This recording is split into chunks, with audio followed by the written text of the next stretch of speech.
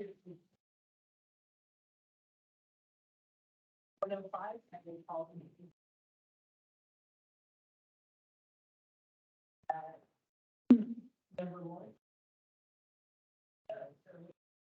am joining. Yeah. Let me call the roll and then we'll talk about who's online. Okay, Melissa Lammers. I have a question. I can hear myself coming out of here. Can I hear you?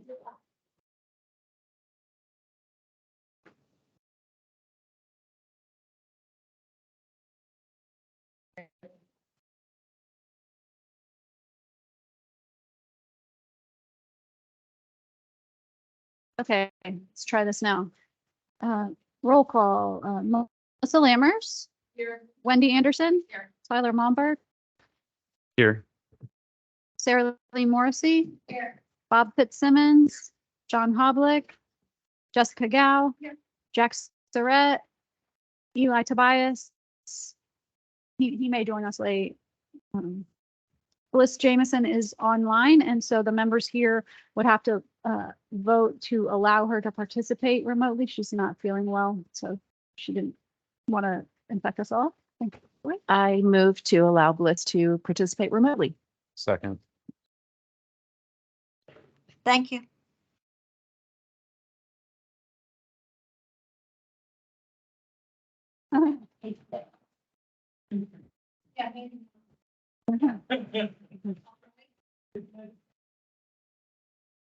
Aye. Beautiful. Bill Lights, Bernie LaFeast, Alex Zillman. Okay, we officially have a quorum.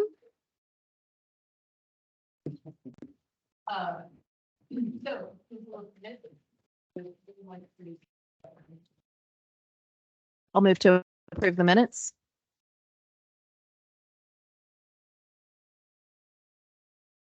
Aye.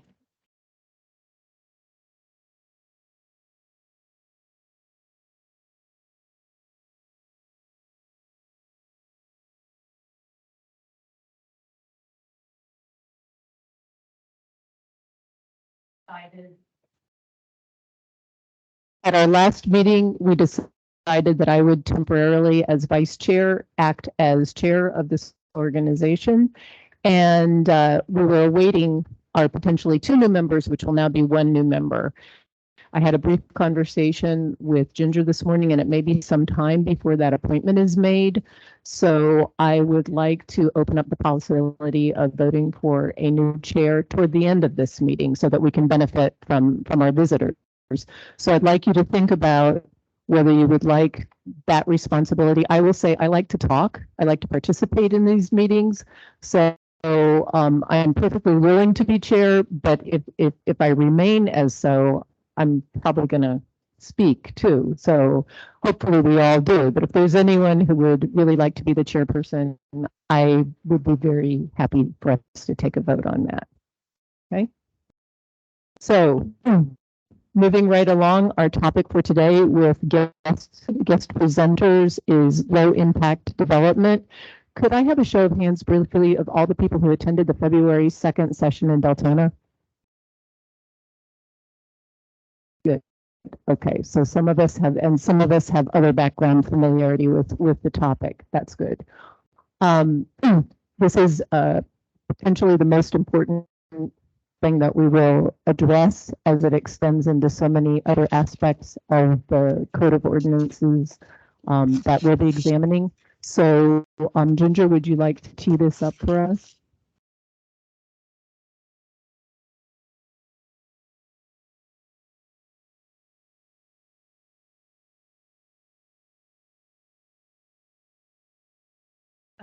Okay. So I'm going to introduce first Katrina Locke. She is the Sustainability and Resilience Manager here at Volusia County in Environmental Management. She's going to start off the presentation. And Katrina, if you want to introduce the other folks, that would be great. And then remind me, because at the end of the meeting, I want to invite everyone to a couple of workshops that are coming up. So Katrina. I hand it over to you.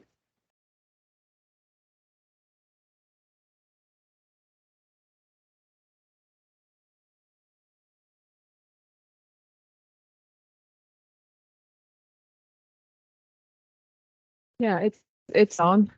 Is it? Can you hear me? Okay. All right.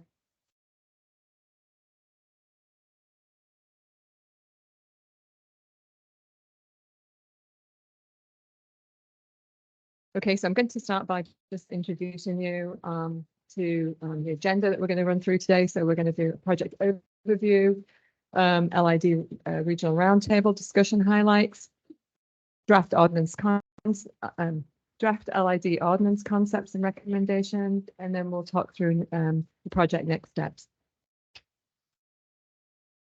So just to introduce the team, and Ginger's just introduced me. In addition, we have Michelle Morrison here, who is a planner with the East Central Florida Regional Planning Council. And then online, we have Jerry Murphy, who's a faculty consultant with the University of Florida IFAS Extension. In addition to the folks that you're going to hear from today, Pierce Jones, who's a director of the UF IFAS Program for Resource Efficient Communities, is involved in the project. In addition to Jennison Kipp, who's a resource economist with that Program for Resource Efficient Communities. And then in the room, we also have Thomas Rupert, who is with the University of Florida and Sea Grant. And there's one person who's not on the slide, and we've actually had some input as well from Eben Bean with the University of Florida. And the reason I'm mentioning this is, Melissa, you just mentioned the February meeting when Eben presented the findings of the Green Stormwater Infrastructure Code Audit Tool that staff and some other folks who were present at a meeting that the Marine Resources Council had convened on low impact development ran through that code audit tool. And at that February meeting that we had, this February roundtable here in Volusia County, the results and the information that came out of that code audit tool was presented by Eben. So in addition to that, one of the things that Eben did during that that meeting in February was utilize these definitions, and this is what we're using as we move forward. So low impact development, a comprehensive site planning and design strategy for maintaining the pre-development hydrologic regime, peak discharge rate, timing and volume, and mitigating pollutant loads from land development using distributed structural and non-structural design techniques. The goals of LID are to avoid and minimize additional runoff produced from site development. And then green stormwater infrastructure. So it includes a range of structural and non-structural retention and detention measures that infiltrate, evaporate, detain, filter, or store stormwater runoff closer to the source. The goal of GSI is to mitigate the runoff produced from site development. And then as we run through this, there's a kind of 3 stages. So when you're beginning the development process, to look at avoidance. So looking at the natural infrastructure on the site, preserving as many of those open spaces and natural areas as you can, and retaining the hydrologic regime that's in place within on the site. And then the next step would be to look at minimizing. So to limit and disconnect impervious surfaces. So to maximize your perviousness on the site, to mimic and maximize, as we mentioned before, those pre-development hydrologic processes, and to integrate practices that provide co-benefit and multifunctional areas. So co-benefits, it could be health, could be aesthetics. I know many of you have talked about these, so I'm thinking pretty familiar, but it could be something looking at tree canopy and and how that shade benefits. And then mitigation. So this is the bit where we start looking at the green stormwater infrastructure. So implementing runoff source control measures, employing natural processes to treat and retain stormwater, and to provide treatment and attenuation in multiple areas across the site. And then just to kind of give you a run through of where we are with the grant. So this is a Florida Department of Economic Opportunity grant for $75,000. The grant itself will expire at the end of June, so we have till June 30th to complete all the things that we're doing through this grant, all the initiatives. And as mentioned, it's this Community Planning Technical Systems grant. and to advance resilient nature-based stormwater strategies. And so that's why we're focusing on low impact development and green stormwater infrastructure. And so in addition to, utilizing the outcomes of the grant in Volusia County, another piece of this is to take this regionally. So as you know, Volusia County is a member of the Regional Resilience Collaborative, so East Central Florida Regional Resilience Collaborative, and to share what comes out of this grant with that regional collaborative. And then just to give you an idea of where we are in the grant phases. As Melissa had you all put your hands up earlier, we started in February with that round table, which was extremely well attended with information coming out of that round table that will be used as we move forward in these ordinances. And then March, developing LID ordinance recommendations. And one thing I do want to point out is throughout this, we have specific objectives and deadlines for those grant deliverables as we move forward. And then April, obviously we're here meeting with you all and presenting some recommendations and getting your feedback at this meeting. And within that as well, we're also working on this LID guidance manual, so that's in process as well. And then from here, after we've completed this meeting, we'll be taking information from this meeting and what we've already done to the Regional Resilience Collaborative Green, Grey and Blue Infrastructure Technical Advisory Committee to get some feedback from them as well. And then we'll be bringing all of that back to you all in May to have another discussion. And then obviously May will sort of wrap us up as far as a lot of the work that will be done on this grant ready for our deliverables in June.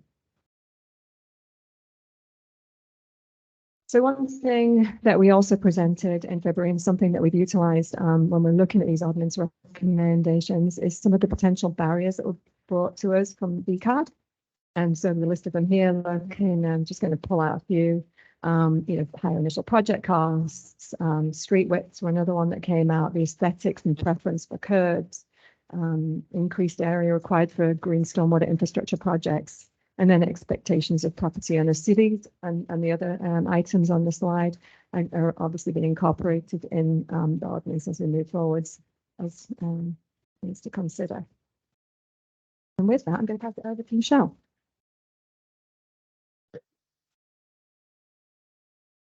Good afternoon. I often go by my nickname Mo, just because there are a lot of Michelles.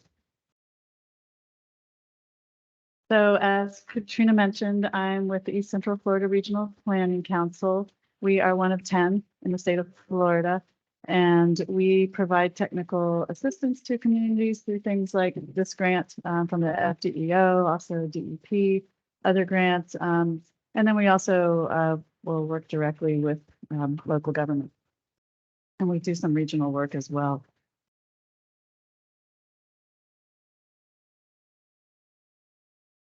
So kind of to set the stage for what we're going to talk about today, back in 2018, Volusia County adopted our East Central Florida Regional Resilience Action Plan. And one of the goals for that, infrastructure and environment. I'm going to go ahead and read that just to help set the stage. Encourage development of cross-disciplinary plans, policies, and strategies to protect the health, safety, and economic welfare of residents, businesses, and visitors through recognition that natural disasters, changes to climate, and human manipulation require careful consideration of when and how to develop infrastructure, natural resources, and a built environment that can withstand and adapt to these changes. So take all those words and come up with some objectives, a few that really resonate with this LID GSI potential for an ordinance. Prioritize the use of green infrastructure as the first line of defense. Enhance stormwater systems to be more resilient. And then we have improved water quality in surface water bodies. So that was back in 2018.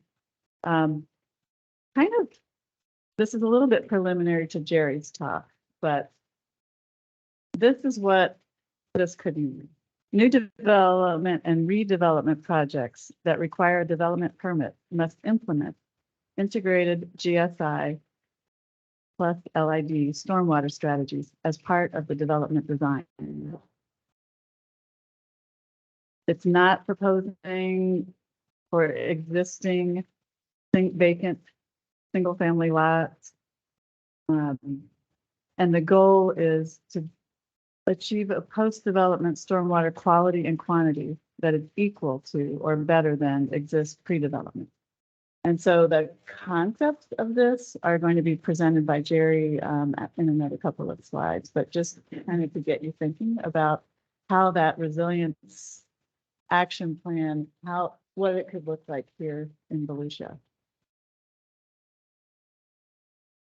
So some of you attended the regional roundtable, and part of the grant, though it is tailored and focused towards Volusia County, it should apply and could apply to a regional and even beyond. So we invited the region's 8 counties, 78 municipalities. We've got sustainability, stormwater, planning, technical experts from across the region. And then we also had some beyond who are a little bit more progressive. We had Winter Haven, and we also had Alachua County. We had people from other places that have already done more with LID and GSI also attend the meeting.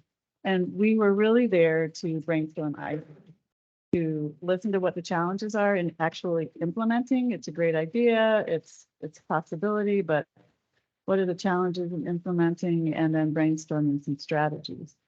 So we had 79 attendees, and it was a very crowded and very busy and engaged room. We had 9 quote roundtables, 8 technical experts plus facilitator and scribe at each of the tables. But preceding the roundtable discussions were talks by experts. And so we had UF IFAS, and you saw Pierce and Jenison, and also Jerry's going to talk later. They gave us best practice strategies in source control, mitigating impacts and current trends, showed us some examples from around the state that are actually in the ground and working. We also had Evan Bean, who is not really on the project team, but he's also involved. He is the author of the LID code audit tool, and that was utilized at the LID conference. I think it was back in October, which Volusia had a great table of staff and some people here to participate in that code audit. That was what, 2-3 hour exercise. So those results were presented along with what Katrina just showed. So giving the best practices, giving the challenges that were highlighted from Volusia County, we then broke into roundtables for regional experts to, get some ideas from Volusia, but also bring their own ideas and what were the challenges. So coming out of that, I had notes from 9 roundtables, copious notes, and kind of assimilated them all, looked over, and it all percolated down into these 7 or 8 challenges that were common and that were considered a priority. Number 1, local code inhibits LID. Also, code enforcement is either, if it exists, if there's something promoting it, encouraging it, saying it should happen, shall happen, code enforcement is either non-existent or minimal. Streamlining the design process is definitely something brought up by the builders and contractors. Maintenance, all aspects of it, from training to cost and labor. And then, interestingly, lack of a regional approach, like especially for somebody such as a contractor, builder, developer, uniform policies and codes across the region would make it easier.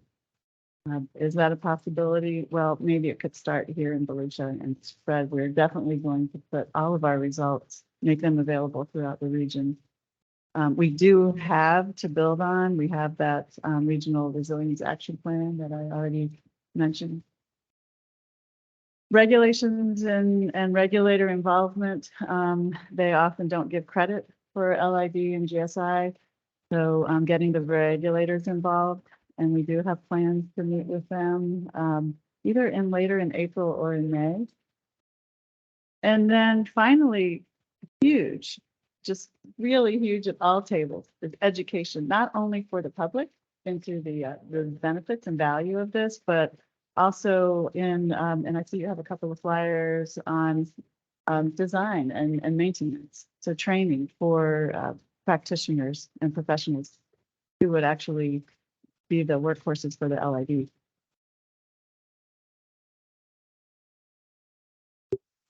And next I'm going to introduce Jerry from afar. He's up in Philadelphia. He attended the National Planning Conference.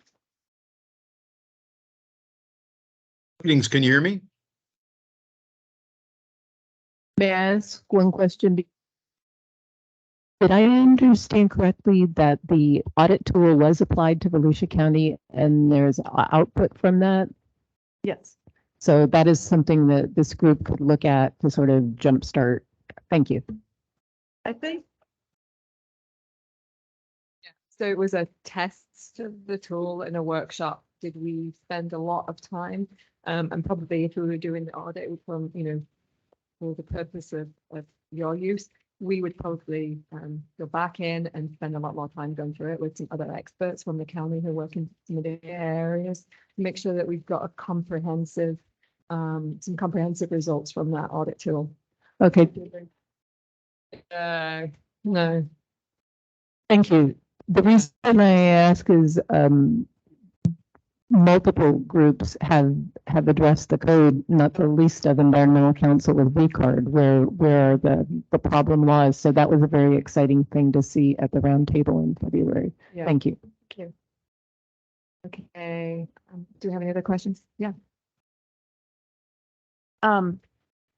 So back on the slide where the county council adopted the 2018 resilience plan, I mean, you don't have to go back to it. Was that adopted to apply county-wide or to apply just within the unincorporated area?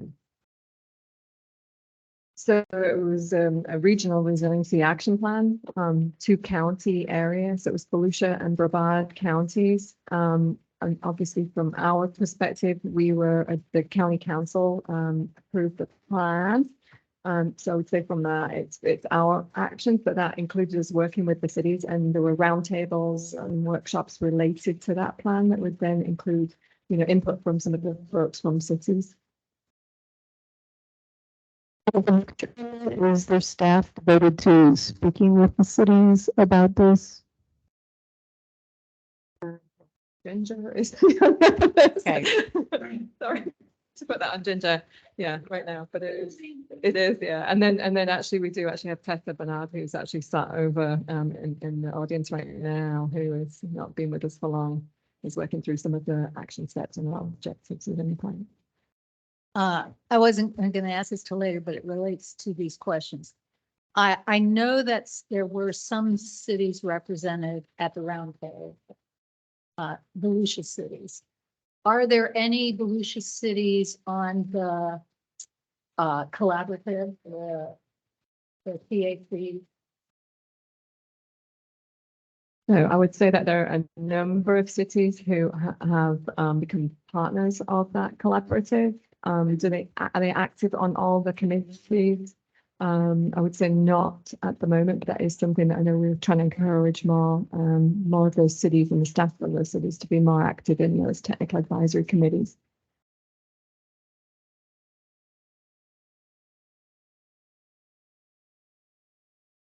Any other questions? So with that, we're going to hand it over to Joe Murphy. Greetings, everyone. Can you hear me? Yeah, we can hear you, Jerry. Okay, great. Sorry I can't be with you there in sunny Volusia County. I'm stuck instead in Philadelphia where it's overcast. Next slide. So we're charged with developing an ordinance for Volusia County that hopefully can be replicable throughout the region and perhaps even the state. And what we have in front of us here is a basic framework, basically starting with intent and purposes and then looking on where the ordinance is going to be applicable, talking about environmental site design, the kind of how-to, some of the strategies that can be employed, the importance of pollutant removal, the importance of protecting our channel flows, how conveyance flow is involved, and of course, flood protection.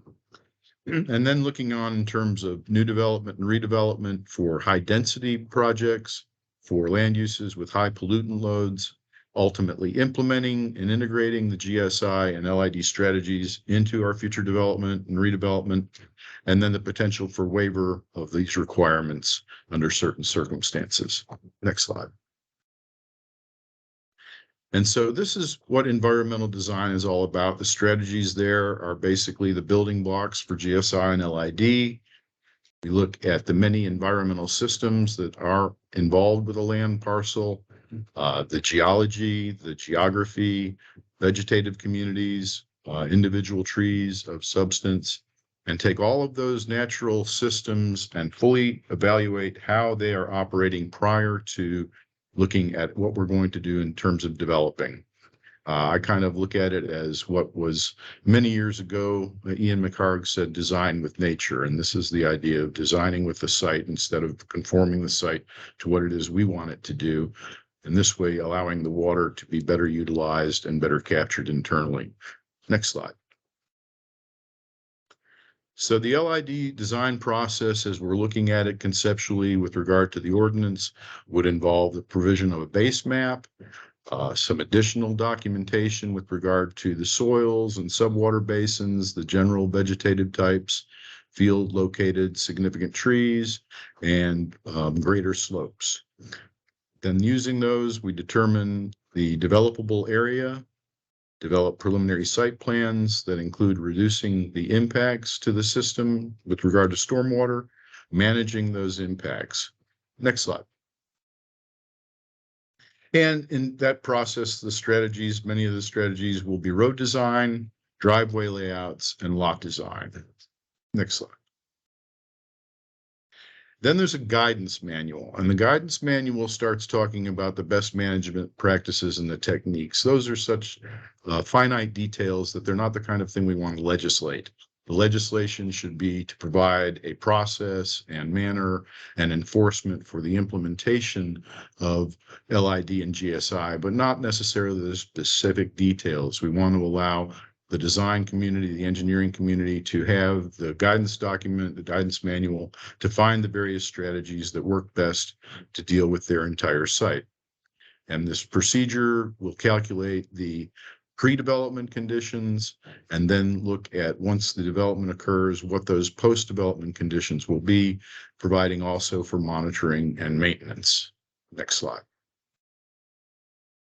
So here's how we look at the pre-development conditions. We want to delineate the watershed areas, label and determine the areas of each watershed, determine the types of land cover, obtain annual rainfall amounts for the general location of the site, and then use the formula that are included in the guidance manual to calculate those pollutant loads for pre-development conditions. Next slide. Then the post-development conditions obviously evaluate the type and location of the treatment systems, prepare a conceptual development plan, delineate the watershed boundaries, calculate the areas for each boundaries, then estimate the amount of impervious coverage within each watershed above the treatment systems in a post-development situation, and then calculate the land area below that treatment system to the design point of concern. Next slide. So a design point would typically be a point where the watercourse or overland flow would leave the site boundary. What have you done in terms of treatment before the water is leaving your site? And a point of concern is typically the limit of a delineated wetland or water course proximate to or within the site boundary. So we want to take a very comprehensive look at not only our site, but its surroundings in terms of stormwater flow, pre-development, and then post-development. Next slide. So some of the post-development conditions include the user using the guidance manual formula to calculate those preliminary loads, then use the pollutant removal efficiencies and formula to, in the step 11, which we'll get to determine treatment systems needed to achieve water quality requirements, and then finally have the final site design incorporate the necessary stormwater treatment systems. Next slide. So 10 provides the pre-development conditions and the steps that you utilize for the process. And then 11 is the pollutant removal calculation procedure, which is basically our total load times the first removal efficiency, then the total load minus the load removed in A times the second removal efficiency, and on until you get to the point where you have taken care of the treatment train. Next slide. So, like all good ordinances, we want to have a good intent and purpose and make sure that we understand what we're going to do in terms of why we're doing it. So low impact design and development strategies to manage stormwater for the greater good of the county and its citizen. We want to couch all of our intents and purposes in the police powers that Volusia County has, or whatever county or local government might be adopting the ordinance. Next slide. Then we talk about the fact that we recognize that stormwater discharges in the county have had impacts on our water systems, and that it's important for us to try and reduce those impacts to keep the waters in better condition for consumption, and also to allow for minimizing potential flood risks due to increased urban runoff. Next slide. And the increasing impacts from accelerated climate change are only adding to these problems. And so we feel that it's important to make sure that our police powers are protecting the public fisc, the public trust, and the accessibility and use of our public lands and the infrastructure associated with them in the county, the municipality, the municipal facilities that the county provides, and those purposes and services. And next slide. And then I think the final aspect of our purpose and intent is to mention that the ordinance requires development to adhere to this technical framework for GSI and LID and the best management practices that are provided in the guidance manual, and then to implement those strategies to achieve the water quality requirements that we're looking to implement. We recognize that absent the implementation, there will be additional long-term adverse impacts to both surface and groundwater in the county. Next slide. So then we move on to the applicability. And again, these are very high concepts. You, as informers of policy, working with decision makers, are looking to advise us in how you want this to be applicable. Does it need to be applicable countywide? Does it need to be applicable just in the unincorporated county? Obviously, the greater applicability, the better results they're going to be. Water doesn't stop at boundary lines.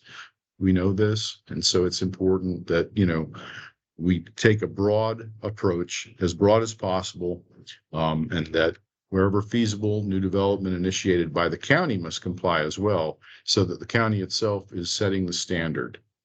And those specific performance standards will be developed for new development as well as commercial and industrial redevelopment, and hopefully this will change the extent of impervious surface on the site. Next slide. And then the intended audience for the guidance manual is not just design professionals, but also property owners. We want it to be a type of outreach document so that people can become better aware of the opportunities that they may have, whether they're required to or not, to improve the way that stormwater is managed on their properties. Next slide.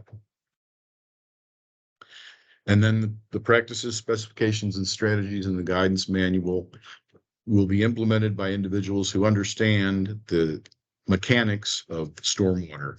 And basically, Florida licensed professional engineers will be a major part of that, but there may be opportunities for landscape architects working in teams to come up with some interesting design situations that maintain and manage this stormwater in a best practices manner. And next slide. And so all the development and redevelopment project designs must comply, and they utilize the standards in the guidance manual to comply. There'll be schematic details provided for the various types of treatment and storage in the guidance manual, and the designers can then pick and choose from those, utilizing the calculations to result in a plan that minimizes the stormwater that is polluted exiting the site, and just the stormwater itself exiting the site, so that it's no more than what the pre-development was, and hopefully maybe even a little bit less. One of the things that we're trying to keep in mind as we do this, as many of you are aware, I'm sure, that the Department of Environmental Protection is undergoing a rulemaking for stormwater, and it looks very much like that is going to be a post must equal or be less than pre if that rule goes forward. Next slide.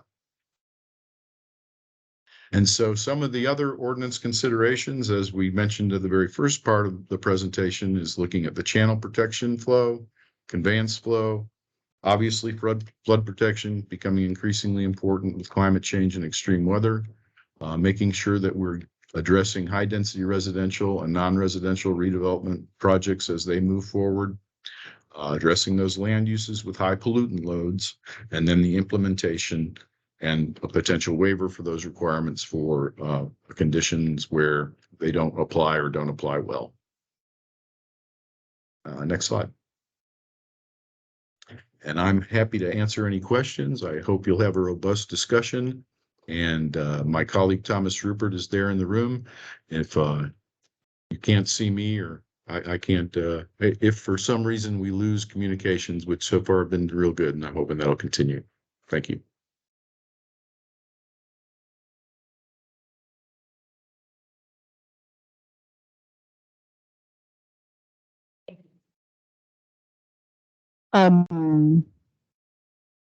At some point before we delve the work that this committee will do later on, for those of us who are more lay people than PEs, where we go through definitions of things such as channel protection flow, conveyance flow, flood protection.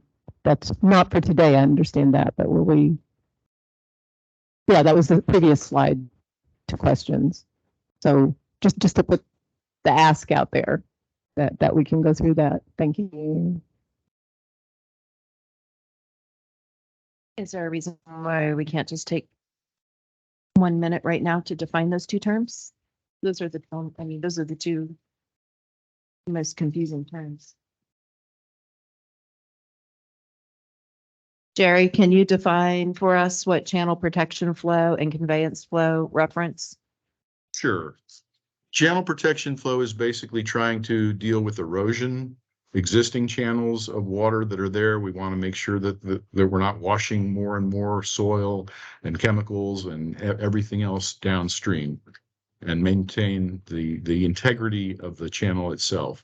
Conveyance flow is more involved with the actual stormwater treatment system itself and how that water gets conveyed to its ultimate exit point. That's the Thank you nutshell. very much.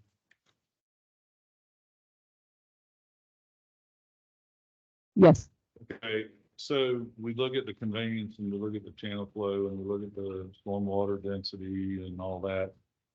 What do we do about the hydrological features of water that it seeps through, and the geological features and that as well? When you take all these things into consideration, how big of a part of that in all these flows?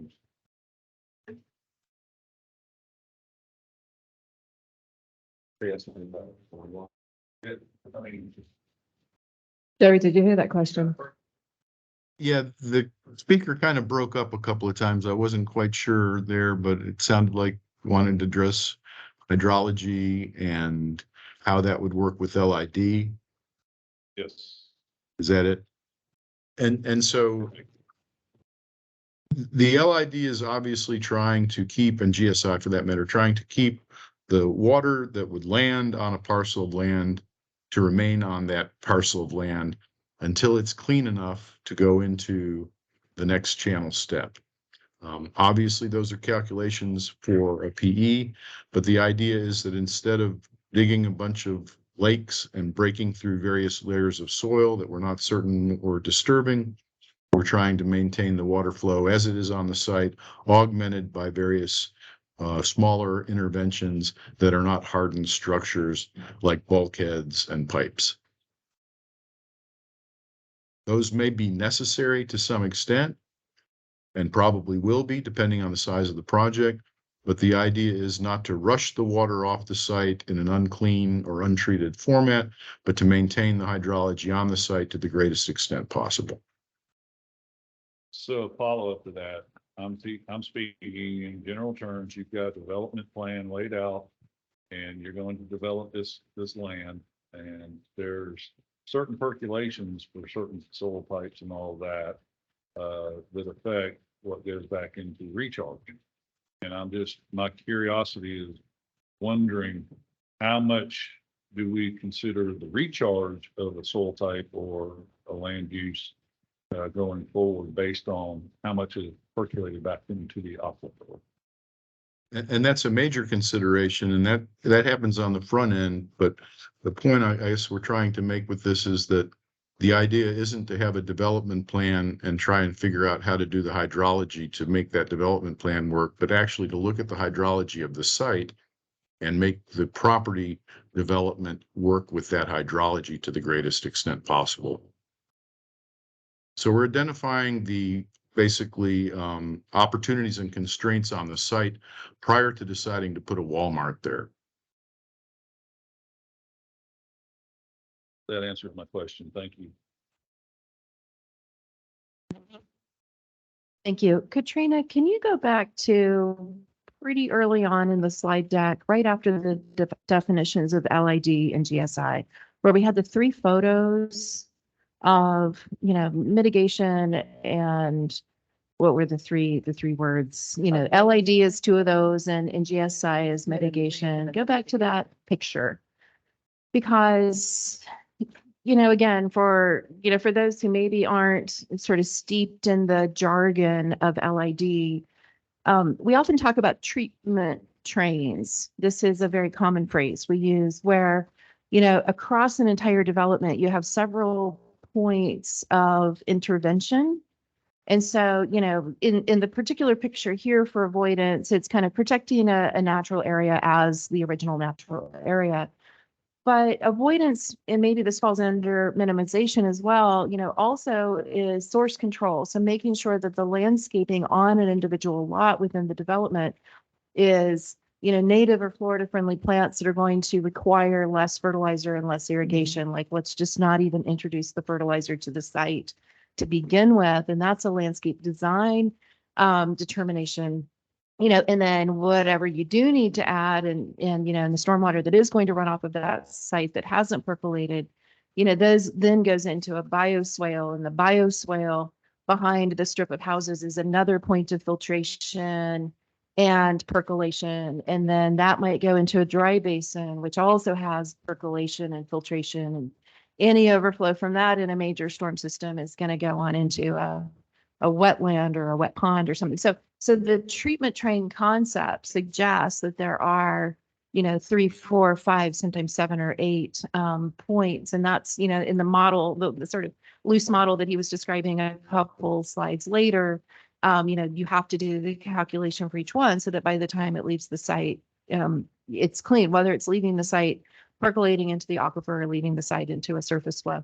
So, so again, I know that's kind of reiterating things that were already said, but maybe to just kind of put it in slightly different terms so we're all on the same page.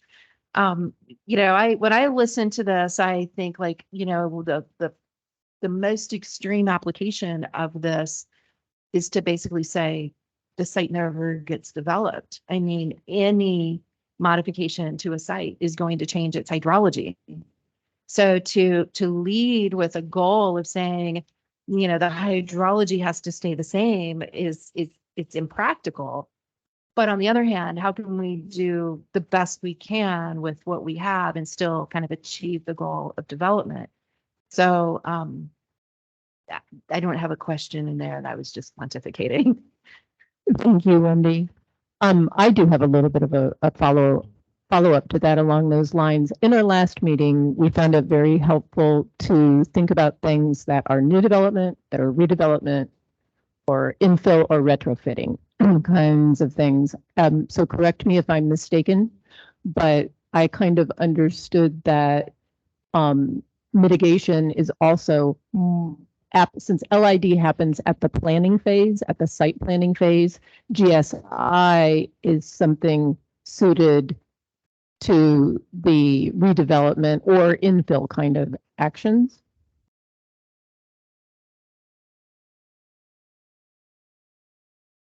If that's a question for me, yeah, that's a pretty good nutshell. Thank you.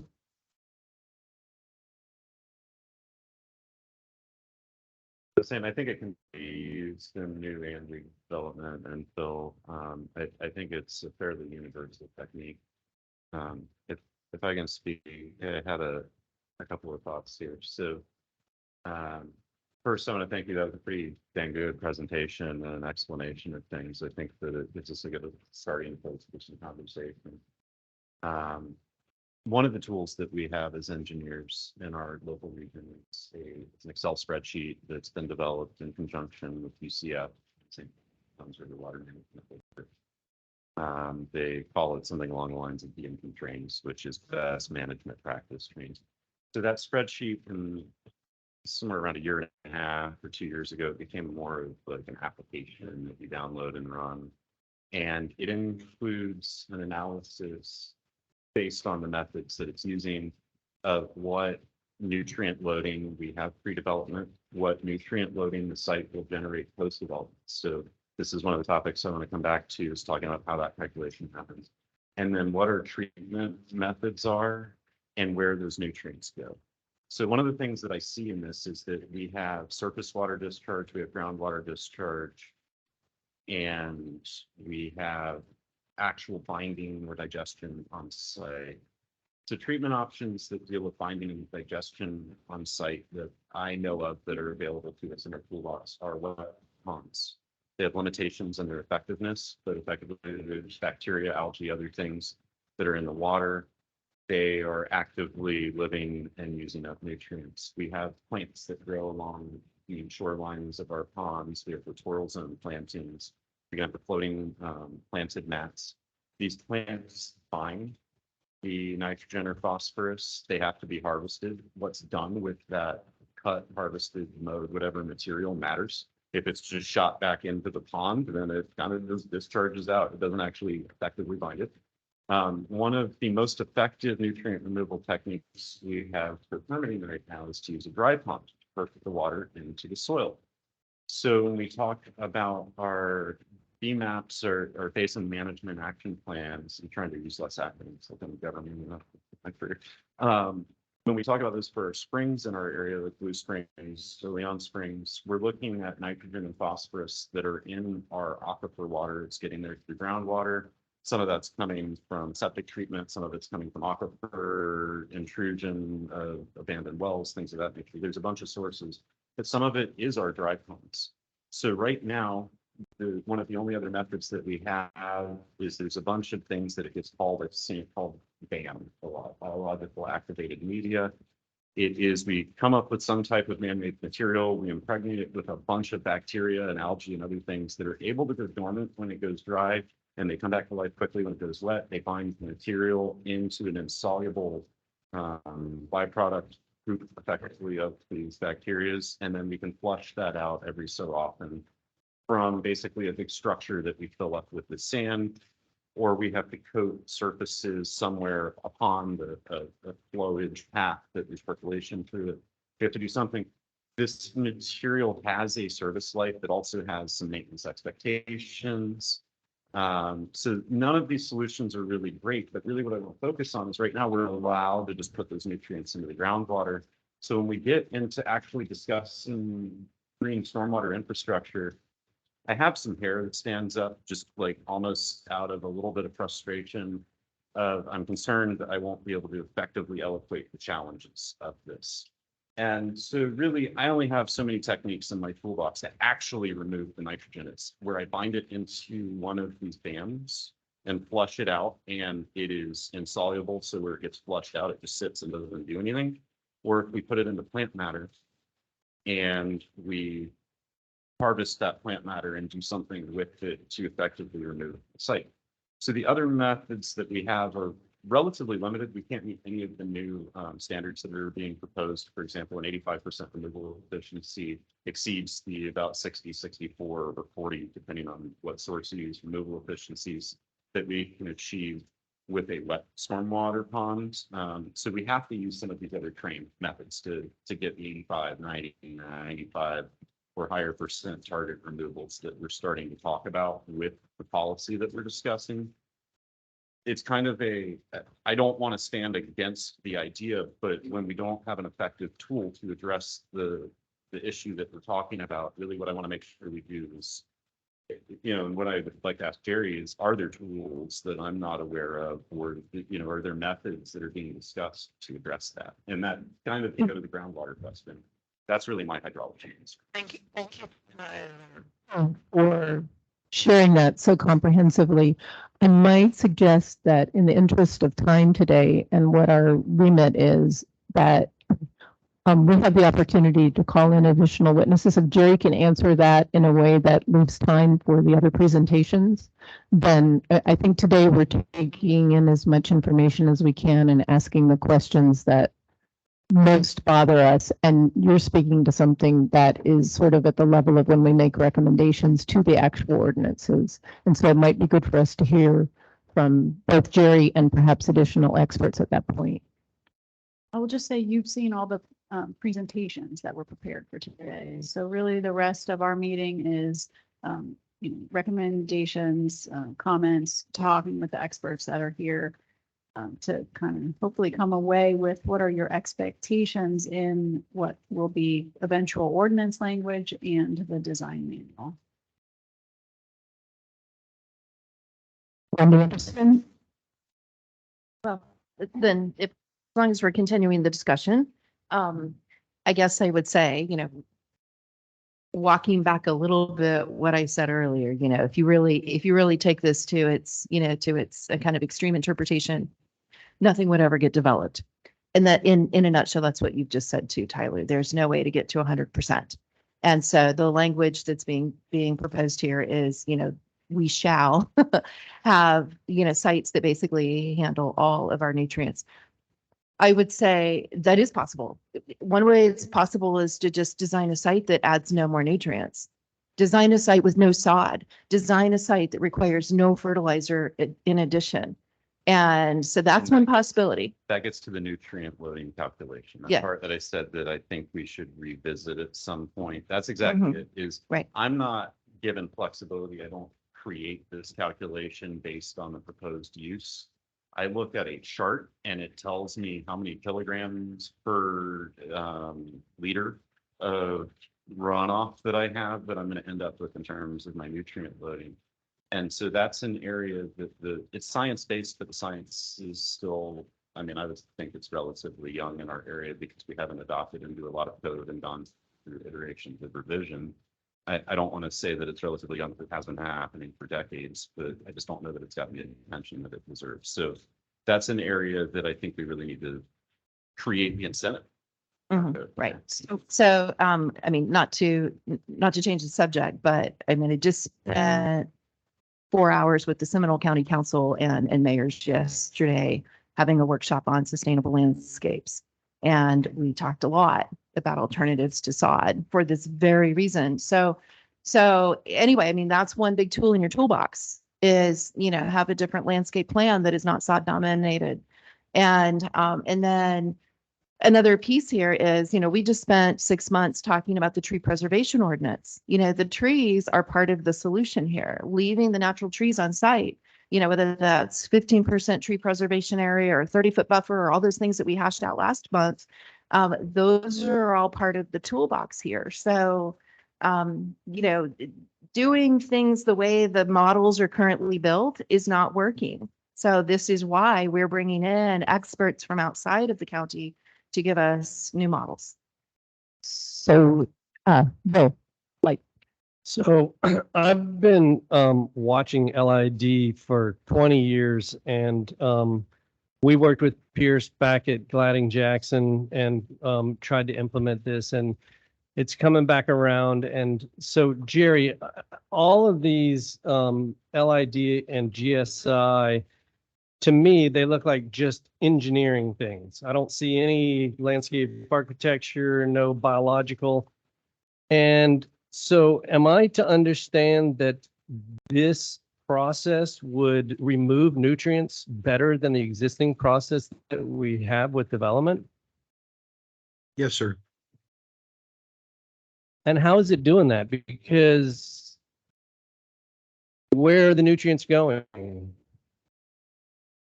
Well, into the ground or into those collection devices that were being discussed by the person who I can't see. Obviously an engineer. Pilot.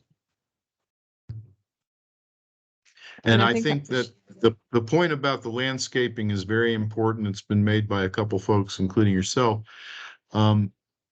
If we can stop the inputs at the source or prior to the source, then we're looking at, a much easier effort down the way. We're not looking so much at removal, but more at capture.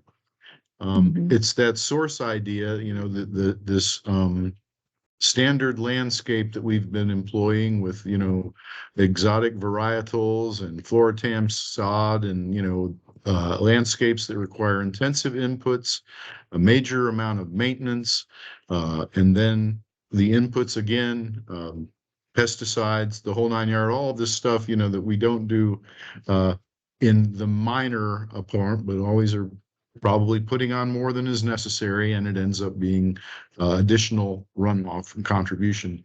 The other point I think that was made that's very important is to look at the soils and what is the native aspect of the chemical composition of the soils themselves. And if we're digging through a phosphorescent layer of soil to create the drainage pond, we're releasing all of that phosphorus that's been tied up in the soil profile to begin with. And so if we know in advance that that's what we're looking at, we have the opportunity to look at a different strategy to address that stormwater capture. Thank you. Okay, so I didn't see any of that other information about, different landscaping, not applying fertilizers or anything. This is very engineering related, and there's a lot of musts and shall do, and I thought we were headed towards an LID ordinance that was incentive based instead of very directing how to design something. So I guess we'll get into that later. I'd like to sort of recap a few things that I heard at the very beginning and remind us of something that we saw and we have in the decks that we received. So first we said LID uses as much as possible natural processes rather than trying to make a site conform to our idea of development. We use the benefits that are existing on that site, correct? In order to do the development. So that's a big overarching goal of it. We also, I believe I heard that the manual itself is a suggestion. It is not the actual ordinances. It's creating the goals and the big picture. It's our job to eventually delve into those ordinances and make them as consistent as we reasonably can with the principles of LID. That's my understanding. When it comes to landscape design, I found Dr. Pierce's presentation on February 2nd to be extraordinarily compelling because I like data. In my past life, I use data a lot, and he had the goods on the landscaping and the water utilization. And I believe it was Dr. Bean who also presented the pre-work with analyzing soils so that what you put on that soil, and anybody, how many people grow some vegetables here? Yeah. So we know it starts at the level of the soil. So that the plants that are chosen in that landscaping plan will flourish and be less thirsty and less needy for chemical support. So if we want to go back through, if we'd like to look at Pierce Jones's presentation, but that information is there, and that was definitely covered, at least my recollection is, at the February 2nd show. I think now we're dealing with water, which is the principal piece of both LID and as well of GSI. I would just also add, and the reason I wanted to just keep this slide up as a backdrop for the conversation is if you look in the first box under avoidance, it's what Melissa just said: map natural infrastructure, preserve open spaces, natural areas, trees, and native soils, and retain. I mean, that's step one, is keep as much of the natural system as possible. And, you know, and then when you get into the mitigation stage, that's where you might have to be adding the BAM or the, you know, the other components that are more engineering solutions. So. Yeah. I have three questions. I'll try to hit on. The first is that when we look at this, I know that when he started looked at LID, one of the challenges that came up was water quality versus water quantity. And so, you know, how you get credit, you are looking at both of those. And I think the result is typically, and I'll prefer to Tyler, that what you have to do for water quantity typically means that you have to do water quality. So you go there and you're full in LID. I know that rule changes are coming to try to address that, but first question. How does the analysis outlined here change from the typical, we're looking at 100-year, 24-hour solar event, we're holding that water on site? Like, how is that analysis shifted under this?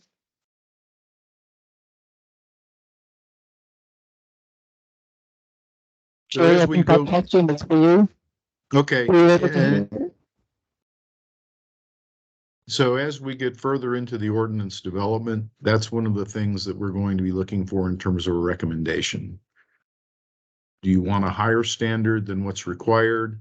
And I think that conversation is going to be ongoing based on the rule development with the water management districts, who are also going to have to address how this is going to get into compliance when the rule is ultimately decided.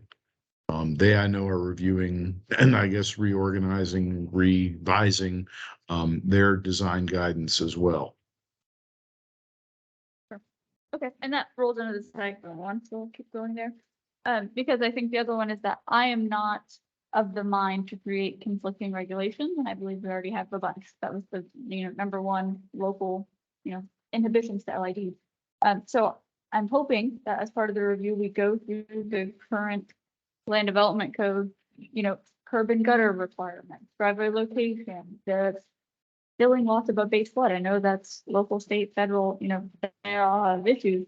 But if you have to bring your site up to a certain amount, there's only so much you can do to preserve the natural hydrology and structure of the site. So I'd love to look at, you know, the rules that we already have for native or Florida friendly landscaping. I know the county has some. I know a lot of our local governments have them. The rules for street design, driveways, sidewalks, all of those things that, you know, are seen as a conflict. And then I guess the third one ties into when we talk about treatment, when we talk about landscaping, we talk about all of this. What comes to my mind is that, you know, like Phil said, are we incentivizing, or are we regulating, or are we creating a heavier burden?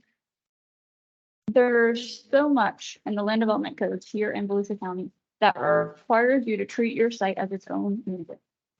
That really conflicts with the line for an overall flow within the system. So you have to have perimeter buffers. You have to have designated trees against the, you know, outside of your site. If those trees were instead where they already are inside the site, and that counts for your required landscaping, and it allows for the water to flow correctly, that's something that could be looked at. But then do you have residents who say, but I want a 15-foot buffer and I don't care about this? But there has to be some innovative approach where we have the same amount of plantings, we have the same amount of cost, I would say, for development, maybe more, just what it is. but that gets the result that we're looking for here, and maybe get rid of some, I'm not going to say pointless, but limited aesthetic values that we have. I just like to say one thing on that. I 100% agree that part of this process is to look at the codes that we have now. And so whatever the recommendations are at a policy level here and at the county council, you know, we want to require these things, or you have to do 3 of the 5 things, wherever we get to eventually on that. You know, in my mind, we're not looking at, we are going to have a thing called a low impact development ordinance necessarily. What we're going to have is low impact development standards and concepts in the ordinances that make sense, right? So in the landscape ordinance, in the stormwater ordinance, in the tree ordinance. So that if you're a developer and you're doing a subdivision, you're looking at the subdivision requirements and those LID elements are there. You're not looking at the subdivision requirements and going over here to look at some other chapter for the LID stuff, right? So while we're thinking about it as one thing, in reality, it's going to be pieces of language in different places in our code. And that's going to be, you know, the staff and the consultant's responsibility really to look through the code and find, like what you said. So as we're talking about it as this one big thing, just keep in mind that it'll really be pieces, parts that we'll tease out and put in other places. But yes, absolutely, we have to search for those things that are either in conflict, right? Obviously, the things that are in conflict, but also, you know, the other kinds of things where maybe it's not an actual conflict, but one thing makes it harder to do another thing. Thank you, Ginger. That would be the audit tool, right? Impert? And Tyler has been waiting to ask a question.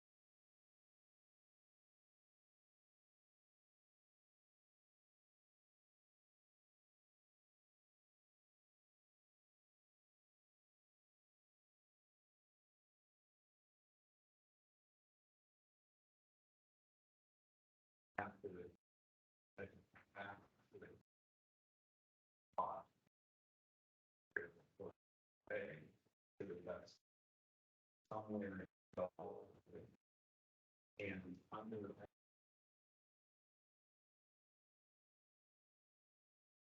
other thing, it's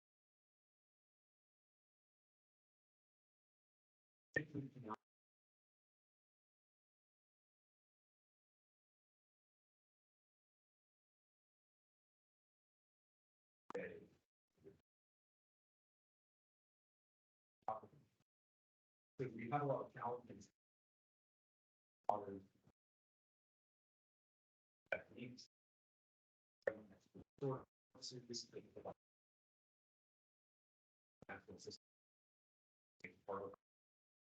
It's often not. And what it is, we do activation. That's the point. That's something.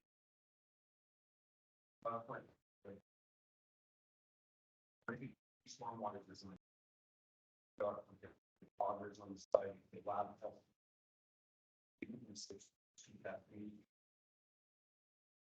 Whatever that would be. I automatically think that it's 20 feet per day. I go in the software. So automatically all of my engineering is based on the path. Now, that safety factor sense.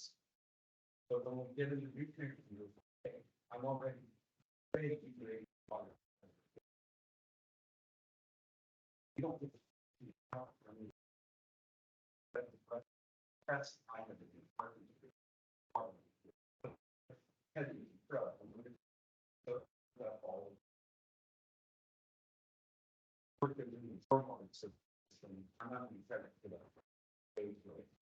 And so we're really having to, go back to the could be pretty science used or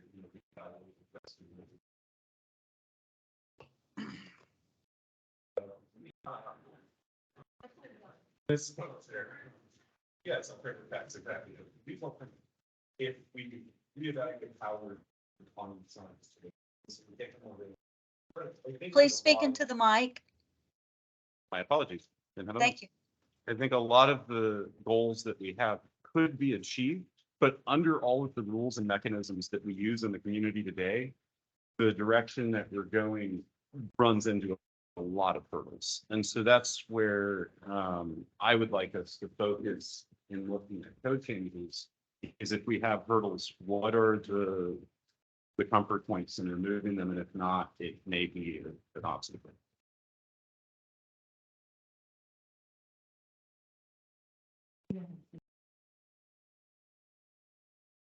I think that's something she wanted to I add. just wanted to check, and I know this was a while back, but I know Thomas Rupert wanted to add something. He was on about co-preventers, wanted to add something to the conversation. Is that okay? Would you?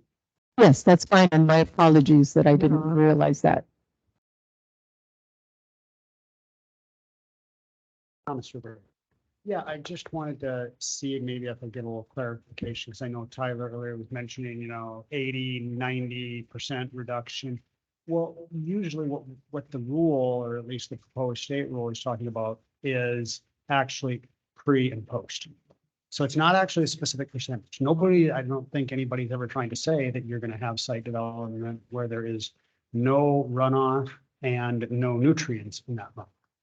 Because there is no nutrients whatsoever. But from what is existing, because existing, even undeveloped sites have runoff and nutrients. It's an 85% reduction.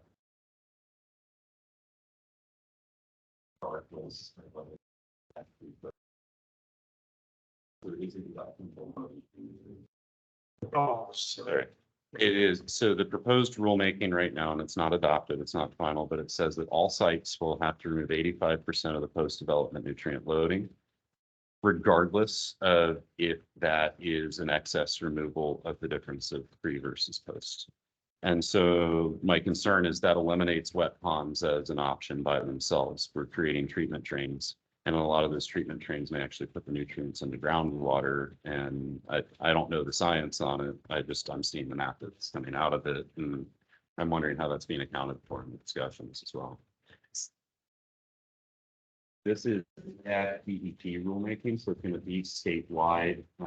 And they've gone through all of the advisory sessions, and I believe the next workshop is, I was going to say, I think that it's pretty much over for that. And is it an impaired watersheds or all sites? Everywhere, All sites. state Okay. of Florida. Okay. and let's see, I was just gonna have one other thing, which is, yes, your point about maintenance of the sites, that cannot be underestimated, and unfortunately as an impediment to providing regulatory credit for some of these things. It's a huge conundrum to address. Thank you. And then Jessica. And I would love to speak to the maintenance thing in just a second. So using Victoria Park as an example, and you were referencing Victoria Gardens in the Northeast Quadrant, which is surrounded by a collective 450 acres of protected wetland that is owned and managed by the Victoria Park community.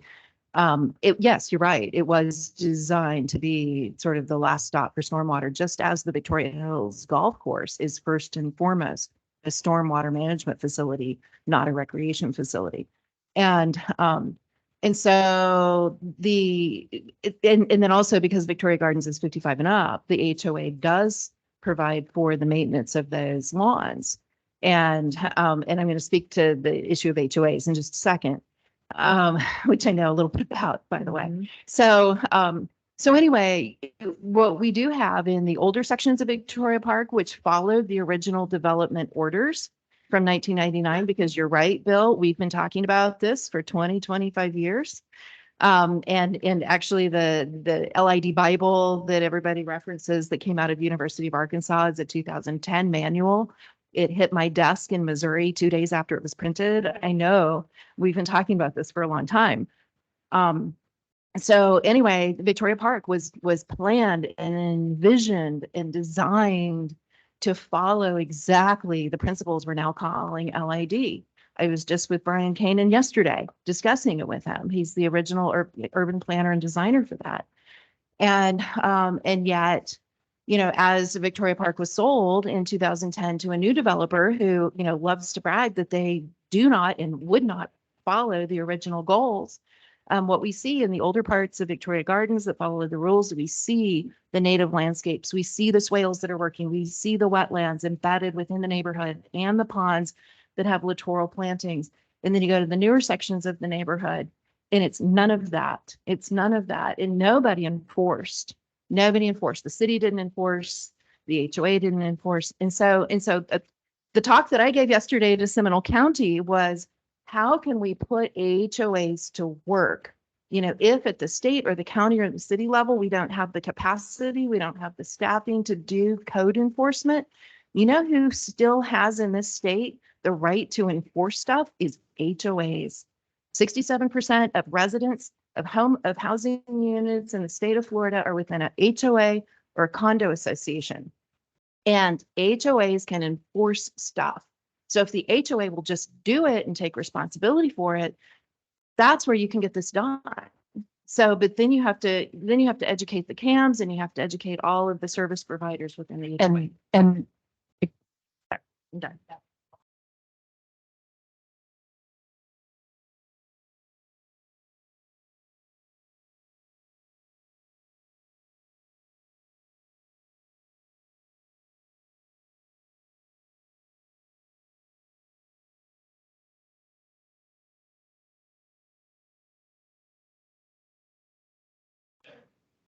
thank you. But the discussion we're really having is, what do we want to see in Volusia County going forward in terms of the overall quality of life? Do we want fresh and abundant water for our citizens? Do we want biodiversity? Do we value that as an integral part of where we live and not just something that's out there at a preserve somewhere? Do we value the environmental services that nature can provide to us?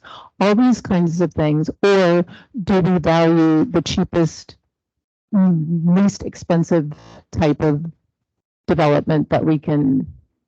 I'm pushing this to the extremes, folks. So I think that discussion is kind of worth thinking about, at least that conundrum. Do we want these things for our community? Do we understand that LID might lead to that? You know, and then there's something else I'm going to vent for just a second. The cities have most of the land in Volusia County now, I believe.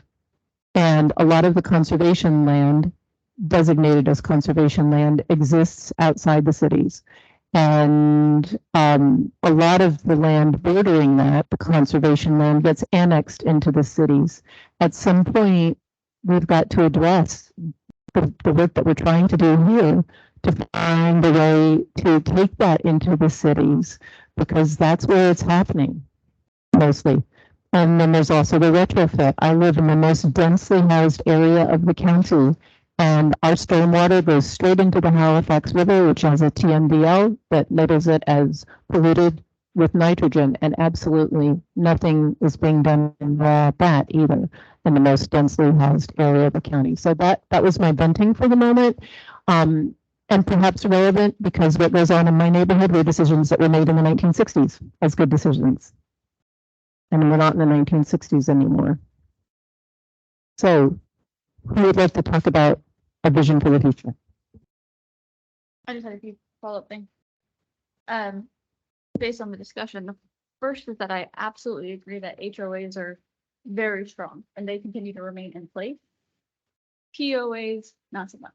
Right. So I think we've had a shift, especially locally, and we've talked about this even with the trees, on having things owned in common tracts, making sure that there's a common maintenance entity because we want them to enforce against and we want them to enforce.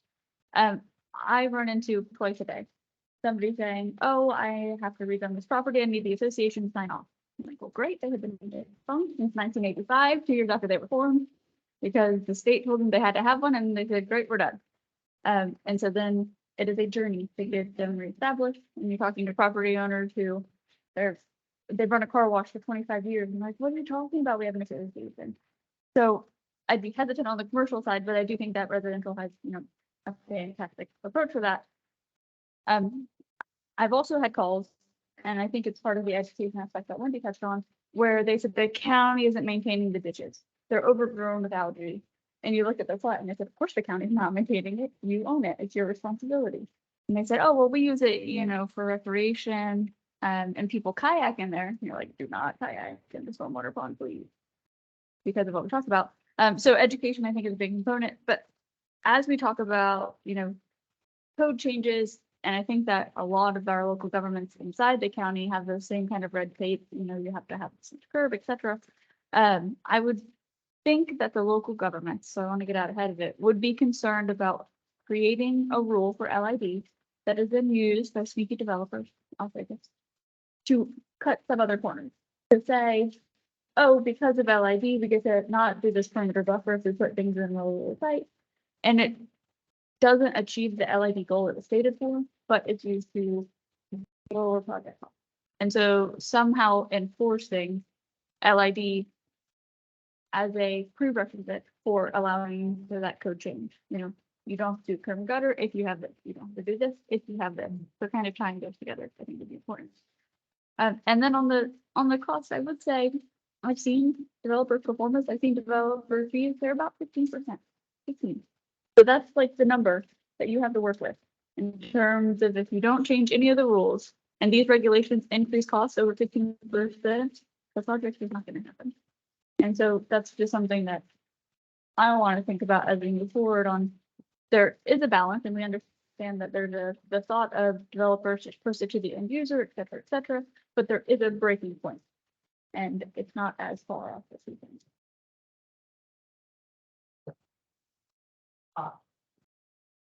Thank you. I guess I want to come back to something you said, Melissa. I really don't think this is an either or situation. Anything we do, any small step that we take towards, our goals is an accomplishment. And over time, those are cumulative. So I really don't think this is an either or. We have so many things to consider. Jessica, you're absolutely right. Every time we write a regulation, it increases the cost of housing. It also increases the cost of any good or service that you buy out there, because those folks that are providing that good or service are also paying extra fee. So that's got to be part of our consciousness. Again, getting up at 30,000 feet, there are so many conflicts with regulations when we start talking about developments. We've got Army Corps, we've got St. John's, we've got DEP, we've got the local requirements. It seems to me that if we're going to try to take some steps towards rectifying the wrongs of the past, the things that we've done, that weren't good, that we need to do the audit first. We need to find out where all our conflicts are, before we, start thinking about these wonderful ways to attenuate the water or do this. None of that matters if we've got 6 conflicts. So, I don't know. That's my 2 cents worth is the audit needs to come number one. Where are all the conflicts and where can we make incremental improvement? That's also. Can I add something? I don't disagree with that. I think we can proceed in a parallel process though, right? Because understanding the conflicts in part is about knowing where we're going, right? And so it's helpful to the staff to understand what this committee believes is the way to go forward, particularly the ideas of requiring LID, incentivizing LID. Does it apply to commercial? Does it apply to residential? Does it apply to infill or only greenfields? those are pretty high level concepts, but important in looking at kind of where we go. And I think that can proceed in a parallel process to the code audit. So that we start moving forward, right? Do we have any presentations that would speak to that? You know, sorry. So in parallel, you can look at the ordinances and identify those that are in conflict. And then also talking about, I'm sorry, but I just completely blanked out on the word I wanted to use. Well, I think that what we've been focusing on, and we've done a lot of work on, the county and our partners and VCARD is identifying some of the barriers, right? Because that really has been part of the issue. What are the barriers? I will say too that our project team has some time scheduled with the water management district because that's been one of the biggest barriers is exactly what Tyler said earlier. I only get credit for doing X, Y, Z. Anything else I get credit for? How do we, so we have to fix some of those things or at least understand those things. So that's where we've been focusing. What are the barriers and can we overcome the barriers? But I remembered my question. I'm sorry. Do we have some examples of where incentives have worked, or some examples of incentives in place in other places that we could also consider?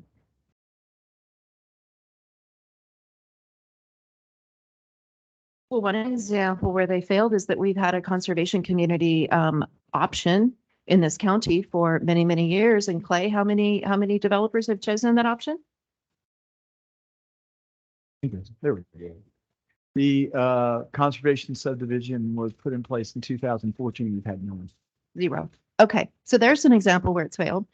But I mean, what I would like is Ginger. So last year or the year before, when the county hosted a whole series of online webinars on LID.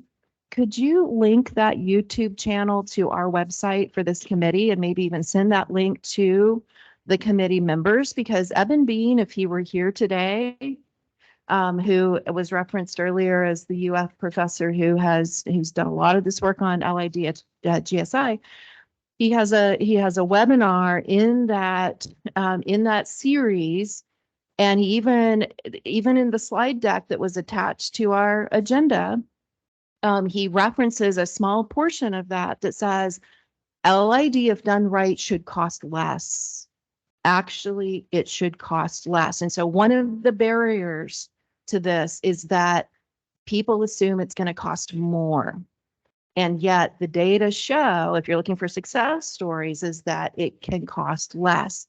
So Evan does a really nice job of laying out lots and lots of examples of that in that webinar. I can't convey all of them right here because I'm already talking too much, but I think if we could all take time to watch that, you will begin to learn what some of these whole site strategies are that end up saving, hundreds of thousands or millions of dollars in the development process. Just kind of further follow up on my statement about no one taking advantage of our conservation subdivision. We've had several people come in and talk to us about it. And the thing that we kept getting is that these conservation subdivisions are actually in our more rural open areas. It's designated within our eco overlay. And their statement is, yeah, I know I can double the density you're giving me. I don't want to because I can't find a buyer for a 50-foot lot that's 50 by 100 surrounded by a couple hundred acres of wetlands. But I can find a buyer for a 5-acre tract that can put his horse farm, and I'll make 3 times the amount of money. So, those of us who are old enough to remember Pogo, for the enemy is us. That's what we're facing, is that Bob and his folks are selling a product. If we're giving them rules that encourage a product that won't sell, they're not going to take advantage of the things that we're trying to get them to do with these incentives.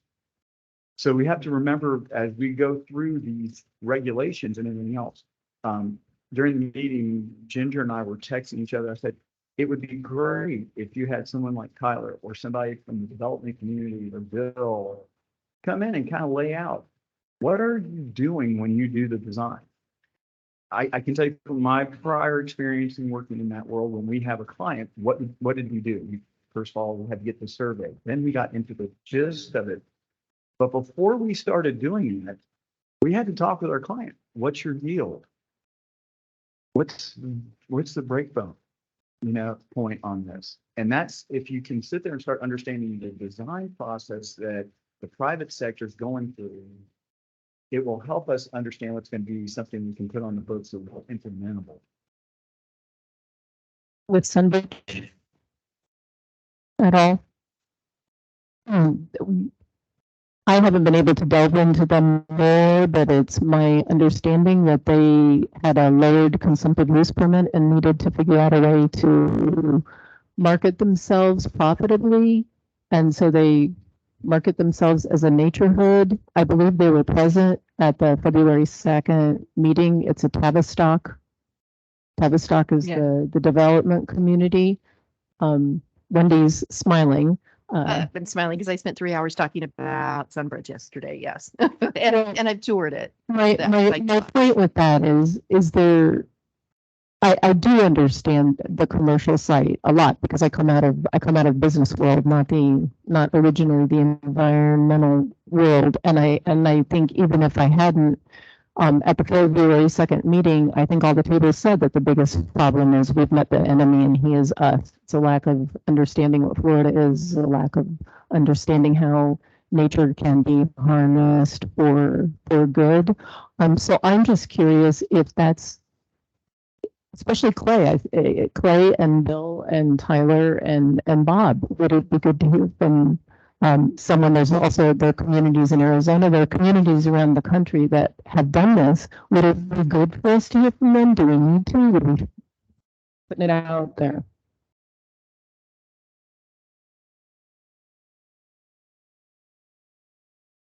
Yeah, I would love to hear from, some of the developers on the innovative stuff and find out what their challenges were. I'd like to see the stuff that worked 5 years out too, because like we've talked about, this isn't a new, frankly, part of the frustration that I get with some of these things is it's like we get a new marketing team that comes in and we put a new brand on something. The St. John's Water Management District handbook that we have to use has best management practices that are a lot of the green stormwater infrastructure techniques that have been in there for 30 years. So a lot of this is stuff that has been tried. And most of the time I only hear about the stuff that fails because I'm trying to use something that was written 15 years ago. Yeah, tried immediately. And in the 5 to 15 years after that, we discovered it didn't work and it hasn't been really fully removed, but they're not allowing it anymore. I don't really hear about the, hey, this really worked follow-ups because I'm just trying what's in the book. And I don't have sites that are 15 years old. I would suggest that we schedule a field trip to Victoria Park, which is right here and has an interesting transect of 0 to 20-year-old sections. And we can look at what worked in the past, how it turned out by 10, 20 years. It's an interesting case study for sure, because it has good bones. The one problem about that is it would technically be a meeting of this board, so that be noticed. We'd have to have someone there to take minutes. It has to be open to the public. So that can be done in New Smyrna. When I was over there, they want to do a swamp stomp where they trek through the swamps. And I put my foot down on that one because that's pretty much not open to the public. You need very specific circumstances. This, however, can be done, but you'd have to really coordinate with staff, and it probably takes time. Alternatively, Wendy, you could just show us on a thing and give a little presentation. I'd love to see that and how it's changed over time. Can I? Yeah. All right. So going back up to 30,000 feet, we've had a tremendous growth in population, not only in Volusia County, Florida, but the world. You know, when I was a kid, it was 4 billion. Now it's 7 billion, going on to 8 billion. And the population of Florida was something in the 50s, I think, maybe a couple million. Now it's 18 million. It's going to go to 36 million. So it's not that necessarily people. There are also groups in Volusia County who are responsible for bringing growth and development to the county, good stuff, jobs, and things like that. And from my experience, the way that I see it happening is the developer will come to us with a parcel and they'll say, hey, I want to look at this parcel to meet this need for housing, because that's what we need, right? And affordable housing or all sorts of housing, you need a mix. And then they say, what can you do with this? And we take it and we kind of lay it out like Clay's talking about. We talk about, well, where are the trees and where's the boundary and how do you get in and out? Where are the adjacent roads? And and then how much you're going to devote to stormwater treatment and trees. And then we kind of lay it out. And so some of them are really big projects and some of them are really small projects. The one that he gave for trees on that little industrial site, that was important to look at, as well as Victoria Park. Some of them are on the ridge where you have deep, well-drained soil. Some of them are on the flatwoods where you have water table within 12 inches of the surface. So you have to fill it. There's all sorts of variables here. So I wonder if we could come with a couple of projects or a couple of sites and say, all right, how would you develop this? Either LID or, conventionally, and would it meet the stormwater criteria for the water management district? And would that also meet the stormwater criteria for LID versus GSI? So it might be good to kind of run through something, and you could use Victoria Park as an example for starters, show us how that was done, and then we could come up with other designs. Just a second, Jessica has had her, okay. I guess another interesting case study, I mean, keeping it, local to DeLand, is the Crestwind DeLand development that's going in right now on the east side of Lake Winnemucet. And, Lake Winnemucet is a pristine lake. It's beautiful. It's, on the verge of being impaired, but this is a 600 home development on the slope up the east side of the lake. And, this was actually one of my first kind of public meddlings is, we got Coulter to commit to a very well-developed LID plan for that site, because we knew we had to control nutrient loading into the lake, but not do anything to curb water infiltration into the lake. We didn't want the lake level to drop and we didn't want it to turn green. And they came up with a brilliant strategy. And, and it's taking a little bit of watchdog action from the neighbors around the lake to make sure that they live up to it. And we stay on the city to make sure it's enforced.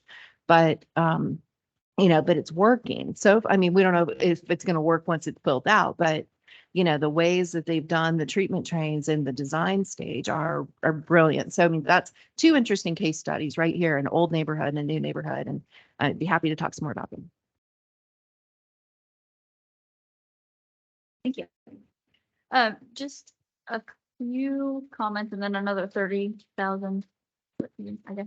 One on cost, I absolutely agree with Wendy. I want to say that the increased costs come where you can and you have to do both. So I've seen Evan studies, I've seen the outside collab, I've seen the lower water consumption, the savings and costs. It's amazing if you can do it the way that it's supposed to be done. And so I just wanted to clarify that's what we meant, if there's no conflict. I've been out to Sumpers, it's beautiful. I think that the collaboration that goes into that neighborhood is something that's hard to replicate, and they'll tell you that. You have IFIS, the developer, some grant funding, all of that goes in to kind of this laboratory of development that they're going through to see what works and what doesn't and how it impacts. But I'd love to steal pieces. So something that we've talked about, I don't know if you guys know Jimmy Mazak and Daytona. Yes. We've talked about why isn't every city, county, road median, Champagne mimosa. Yeah. I would say perennial, Sunshine but it's not native, so, you know, why is champagne mimosa is my favorite plant, it's fun to say. You know, what easy implementation methods like that are, you know, for your vehicular use area landscaping, if that's required instead of mold and things like that. You know, easy things you can take from them without saying you can't use sod in an entire community, because even Sunbridge has sod in some areas. And so putting those, you know, temporary measures in, I think would be fantastic. Back to the 30,000 foot view, we talked about new development and rehabilitation. And so I think it's really important to see what the trigger is for rehabilitation or redevelopment. What does that mean? And there's a lot of different contexts depending on what you look. So again, I'm going to say, Tyler, correct me if I'm wrong. Aren't we so glad Tyler stayed with us? Let's just say that. I think the rule is for, you know, stormwater review. If you don't increase impervious capacity, you know, coverage by 3%, you don't really have to do additional review. There's a kind of threshold. There's a lot of, it depends on agencies. So like St. John's, we can self-certify systems on up to a 2 acre or a 10 acre site with up to 2 acres of impervious coverage. Within residential development, depending on lot size, there's a lot of cases where you're exempt from stormwater coverage. I believe in the county here, it's 5 acres and up. Yeah. And so, but I haven't heard the 3% rule. That might be a kind of rule. They're the code I know best. So I would say there has to be some sort of threshold, and I don't really think 3% makes sense, right? So if you're looking at redevelopment, say your subdivision, are you looking at redevelopment of the entire subdivision? Never gonna happen. No. Are you looking at redevelopment of a commercial piece where, like with non-conforming uses, if you develop or renovate over 50% of the value, you have to come into compliance with current standards? So I'd just like to explore what that trigger could be for redevelopment as it relates to low impact development implementation. Thank you. Yeah, it's not, and it's not just development and redevelopment that literally are totally different animals. It's the really large pieces like Lake Wynnum Set, where you've got endless resources, you've got the ability to do something on a large scale. It's also very advantageous to us, you know, as a community, to take advantage of all the pieces of infill that are out there doing nothing right now. It's different from redevelopment. Totally. Thank you. That's what I thought. Totally different. Totally Sorry. different. And, you know, we have a lot of infill, single family lots, commercial lots, all kinds of things going on. Those that aren't being taken advantage of in many cases because the regulations have been designed for the larger pieces. And when you look at the little piece, you go, nah. But filling in that little piece is advantageous to us as a community. A, it's less in sprawl. All right. B, it puts almost no burden on the infrastructure because it's already there. It's around the corner from the fire station, the school's down the street, you know, water and sewers on the other side of the street. And we're doing nothing to encourage that. That's a big piece of this overall improvement that we're looking for in our environment as well as the one we live in. I was just gonna say, so you live in a place where it was designed in the 60s and there's no stormwater treatment. My question to you is, are you willing to spend the millions of dollars that it takes to redesign and rebuild it? Which would have put in stormwater in my neighborhood. Absolutely. I also have a native yard. I got to jump in here and go 0.5% sales tax isn't going to come close to fixing those kind of problems. Right? We're talking about if you really wanted to come in and fix a neighborhood like that that's on a waterway. I have a property in Cocoa Beach that was built in the 60s. The stormwater goes right into the, you know, the Indian River. It's a major sin. Everybody has St. Augustine grass. They're all out there fertilizing stuff. Yeah, that's my neighborhood. You know, you would have to assess each house $100,000 or more to fix that problem. Not to derail our conversation, but there are incentives, there are funds. There also was a move to get people off the septic systems up in my area that failed. I never saw people get concerned about water so quickly. And then as soon as the danger was passed, there was a lot of fear mongering that went on. You know, you're going to lose your home. It's going to cost you $30,000. then they went right back to, they never did change their habits. They went right back to putting the poison on the lawn and watching it wash down into the gutter and then down into the river. And yeah.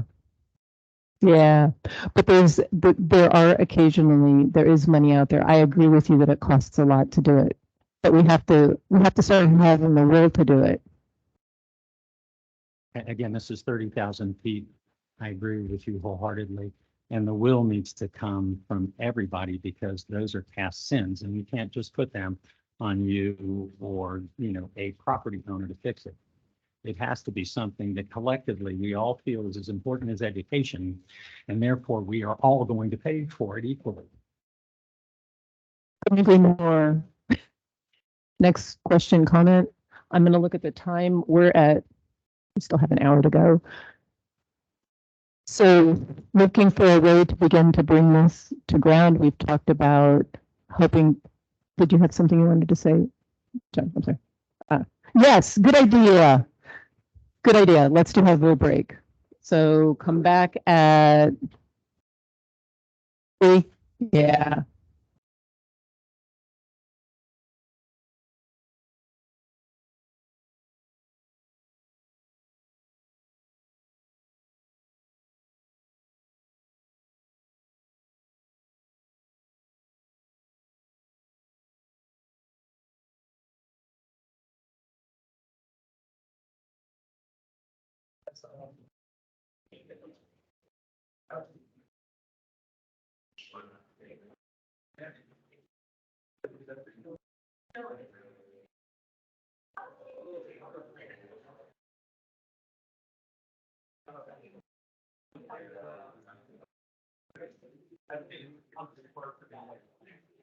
Because I'm thinking, like, is there a motion we need to pass? Like, do we need to make the motion? Okay, gotcha. Yeah.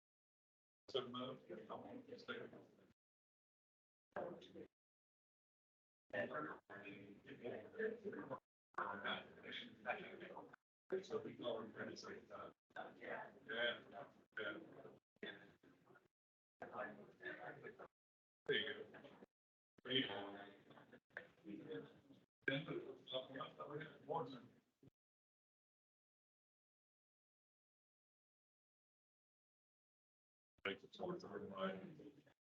You get things well.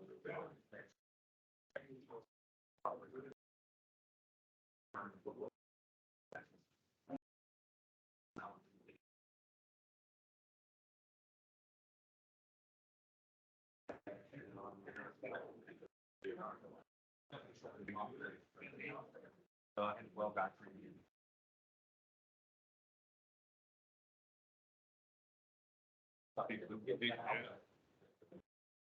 Right at the 40 horse. Urban on top. Had the control box right next to it. And then they turned on. And it blew up. And, you know, the vents around the top of the head where they freeze. Did my feet and everything. I got out of the clubhouse and, yeah, they're kicking the whole, that was crazy.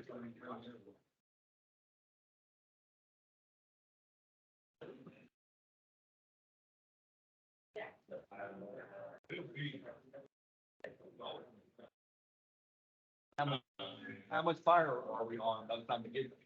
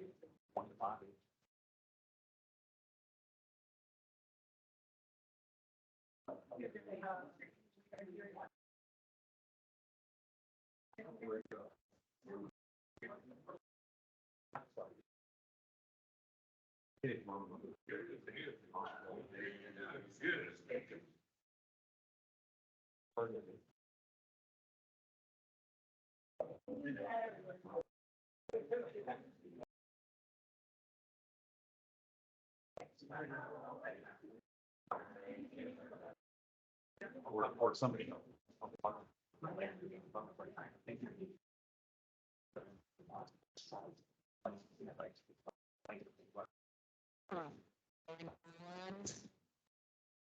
We're gonna have to send out a search party. Do you have any volunteers? No, he went out for the reason that we had this break. I have it on his authority. Uh,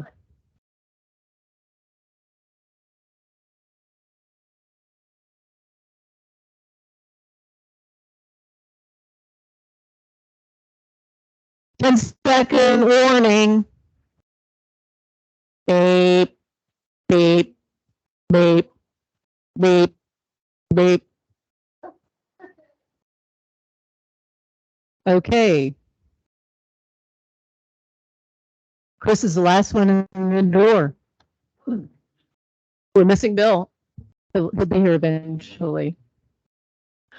Okay, so I think we had a bunch of interesting sidebars that I'd like to come back to, but we also had a request to speak from the public for just a moment with something that we may find very interesting to Bob's point about the cost to individuals to improve their properties in terms of an environmental footprint. So Jesse Wales, would you like to come up and tell us briefly? Microphone, please. Sorry, we're recorded. That's right. Okay. Hi guys, my name is Jessie Wales. I'm one of the community engagement coordinators for the Indian River Lagoon National Estuary Program. I just wanted to let you know that we are going to have some funding coming out through the bipartisan infrastructure law. It's going to be about $100,000 to $200,000 available for priority communities, and that's based on what the EPA EJ tool considers a priority community. So this funding can be used anywhere in the IRL watershed. So we've identified Daytona Beach, parts of Port Orange, and parts of Ormond as available for this funding. And you guys can use it for water quality improvements, stormwater improvements, and other projects that will help out with that stuff. These funding can also be leveraged with larger grants, although it cannot be used as match for grants. So we don't have a date yet for that RFP. I know it is going to be out of cycle, so we're hoping to get it out probably sometime midsummer. But I do plan on coming back to this meeting again. So when I have more information, I can get it to you. And if you'd like my contact details, I have cards on me. Thank you. Thank you, Jesse.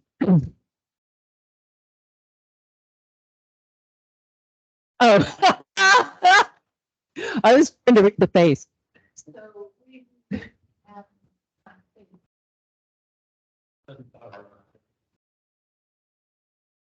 So some of the breakout discussions that we had now talked about some pretty basic differences that we might wish to consider and align on as a group. One of those was, do we want to require certain LID practices within the code of ordinances, or do we want to use incentives? And I will say that I know how requirement works and doesn't work. I don't know how incentives work and don't work. I'd like to know about that. That was one of the sidebars. The other was going back to Bob's point, and this is something that I think a lot of us have thought about, and that is truly the difficulty of successfully marketing LID properties and how that can happen. I don't see that as being our remit. It's a challenge, I think, in some cases. So would we like to have a conversation now with our remaining time about whether we want requirements or incentives? And Ginger, yes, please. Just in the remaining hour that we have, I want to make sure that we provide feedback to the grant team. So the questions that Melissa just brought up are great to discuss, and that is the kind of feedback that they need. Going back to the beginning of the presentation, whatever feedback is provided here, the grant team will use to refine their recommendations. What they will end up with is a set of recommendations for us. It's not anything written in stone. It's not required. It's not exactly what we'll have to move forward. But as much advice or feedback that we can give today is important, because they'll have another something for us to review in May, and the grant is over in June. So let's just sort of think about, how we can help the team get to where we want them to go. If what you saw today maybe either isn't, or we have specifics that we want to make sure get included in their work product.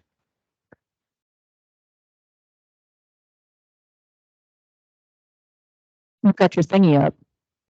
I know, I have a responsibility. I'm gonna lower myself in them. I struggle a little bit with LID. And it's because I feel like many of the regulations by which we develop our property under today, prohibit might be too strong a term, but absolutely discourage the ability to do LID. And when I think about one of the early slides saying all new development, and of course my expertise is not in small scale development, not with development that has a lot of flexibility associated with it.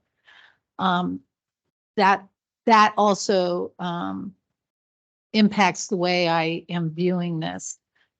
And so there's a piece to me that when you ask the question about required versus incentive, I think about that, and I think about I found Wendy's examples encouraging, but limiting, because I'm thinking, okay, so there's a way to do this if you've got a large enough development, residential, and you are not fixated on your maximum unit count. There is flexibility in what you ultimately, your yield. So this is meant as a little bit of feedback to consulting team. I struggle with the term all new development. And in particular, regulations relative to our finished floor elevations that are necessary to get ourselves out of floodplains, flood elevations, and also some of the regulations that are imposed by other entities that we may not have the ability to influence. So overall, I like the concept, but I am struggling with implementation. Question, Sarah Lee, or perhaps Ginger or Bob or Tyler, is it not usual that an entity like the district we could have stricter requirements than them, but we cannot have more lax requirements. So that's our regulatory floor, not our regulatory ceiling. I would say you could have lax, but there would be no benefit to having lax. It's just an extra. Okay. Tyler, you had a So I've been thinking on this for a little while, and I was asking Ginger and Katrina during the break, kind of what our goals are. And as I understand it, what we have is a presentation of this is generally what LID is. We're going to bring some recommendations next month of some specific places, maybe in the code, that this could be implemented. And we're looking for the areas that ENRAC would be interested in us doing further investigation with the time that we have remaining. So with that, I've tried to, in my mind, do some prioritization, and I've got things that I would eliminate. And I think, you know, if nobody seconds it, it's fine, but I think I'm going to present this as a motion so that there's some structure to work from to move forward if somebody wants to present something else. So I'd like to make a motion that we have the LID group that has been putting this together under Katrina and Mo's operations look at where in the code we have opportunities to incorporate requirements for green stormwater infrastructure and for minimization. I think avoidance is pretty obvious for us. We understand where those are going to be, so no real additional work there. And I think from it's not something that they need to look at, but that we can discuss next time is, to me, this makes sense on sites 20, 25, 30 acres, some floor of size and up, where we have flexibility with our layouts, where we actually, when we take 15% of the site, we have a meaningful size of conservation that's happening. And so when we're talking our, subdivisions, the bigger ones, I definitely think this makes sense for. So I think if we were to give them the direction to be looking more at the larger sites and kind of to exclude these smaller sites from where the code could be applicable. And we could be looking at requirements for our larger subdivisions. The other thing that I'd like to include for them in what we're going to direct them to try to look at is how can we apply incentives to any site, whether it's infill, out in the country, new, large, small. What are ways that the county, what are tools within the available resources of the county approval process that we can give to developers to incentivize better water quality focus without, I really liked the way that Jessica put it. We have some sneaky developers that at times will ask me to do something that I don't want to do. And I'm in a position of, I'm going to lose this client forever. Maybe I don't want to work for them. I have enough clients now that I can say no to them. Not every engineer does. And so they find an engineer that's willing to go along with what maybe isn't the best practice. And so how can we incentivize the developer so that we don't have our professionals getting caught in the middle and our staff getting caught in the middle? And, traditionally we've looked at density bonuses. But what I would suggest is maybe the incentive is different for a small site and a large site. And this is what I want them to come back to us with. But maybe on a small site, we don't look at as much of a buffer conservation that's infill as if it's out in the country, because it may not be as valuable for the site. Or, what are the things that we can say that we could give up that aren't going to create a tangible negative impact for the community? And so if my motion is not confusing enough, I'll try to flip it back. But I was taking notes, but I'm not sure I can repeat that for someone to let's look second at it. requirements for larger subdivision sites that we can apply. This isn't really going to be our small infill stuff. That would be requirements. And where are the code opportunities? What are the conflicts that prevent them from being implemented that we would have to move? And then part B of it is what are incentives that we can provide? And these could be categorized to different project types or areas that would try to help to get our developers to care more about the exceeding the water quality and the requirements that are the minimums. Thank you. Any discussion? Ms. Gal, oh, so Wendy, you had yours up first. I'm sorry.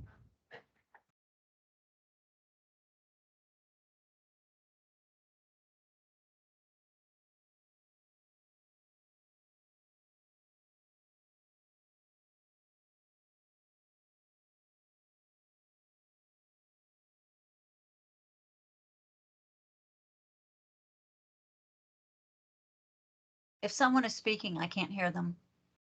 I'm sorry. I'm sorry, I forgot to. So I was just saying that I don't think the size matters here.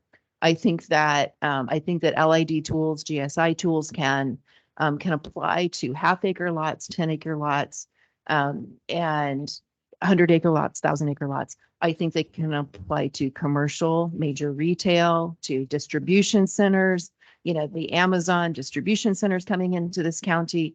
There are solutions in the LID toolbox that can be applied to those kinds of developments, if only we will. So I don't want to constrain the conversation and the potential benefits of this to just larger developments. You had yours up? Yeah, just in discussion, I think on the require versus not, I agree with Tyler's motion. I think that what we'll find is that we already do require some LID tools in our code, which is great. So I'm not afraid of requiring more and seeing where those can fit in. And I wanted to say on incentives, it doesn't have to be, it's not, monetary, right? It's not offset of stormwater fees or something like that. It's what we talked about, where it's a safety mechanism for the county, but also gives the developer relief on certain items. So if you do this, you don't have to do fixing the curb. If you do this, you don't have to do that. And it just offsets the balance a little. I wanted to add, when we look at that, some of the things I'd like to see is what Tyler talked about earlier, where you can't really have lots fronting, as well. And so one of the things we run into with sites of a certain size is that if you have a minimum lot depth of 150 feet, you can't pull that out to put a common area in there that will allow for converting facilities. So looking at innovative approaches like lot depth, not width, and things like that, may be interesting. And I would like to see some innovative approaches on the invasive use area landscaping and things like that we talked about, where the ground cover isn't off or more. And seeing if we can put some of that in. Bob. Yes, I definitely agree with the motion. And, I just wanted to elaborate a little bit more on what I think the direction should be, is that there is a huge difference between infill and new construction. There's a huge difference between size of the sites. There's a huge difference between those things and redevelopment. So, if we look at this incrementally, we can, you said, Wendy, always do some of the stuff on the little sites, but we're not going to be able to do everything on those little sites that we're able to do in the larger sites. And, again, at 30,000 feet, keeping in mind, every little incremental step we take towards cleaning things up is moving us in the right direction. I'm sorry, Bill was up before. Forgive me. Yeah, I agree in general with his motion. And I would really, again, like to see some of this applied. I try to envision how Amazon distribution center could have LID, and that would be great if we could see that. Same with the quarter-acre lot, or some. I would love to see that, and I think it might help for us to kind of get comfortable with, is it a requirement or is it an incentive? Thank you. Wendy? Okay, so I did want to speak to the requirement versus incentive, and as if I'm not already positioning myself on this committee as one of the more radical environmentalists, although I don't always play that role in every group. I am going to quote Fred Milch, who is a longtime planner on the East Central Florida Regional Planning Council. I was telling him that we were having these conversations about should versus shall, incentivizing versus requiring.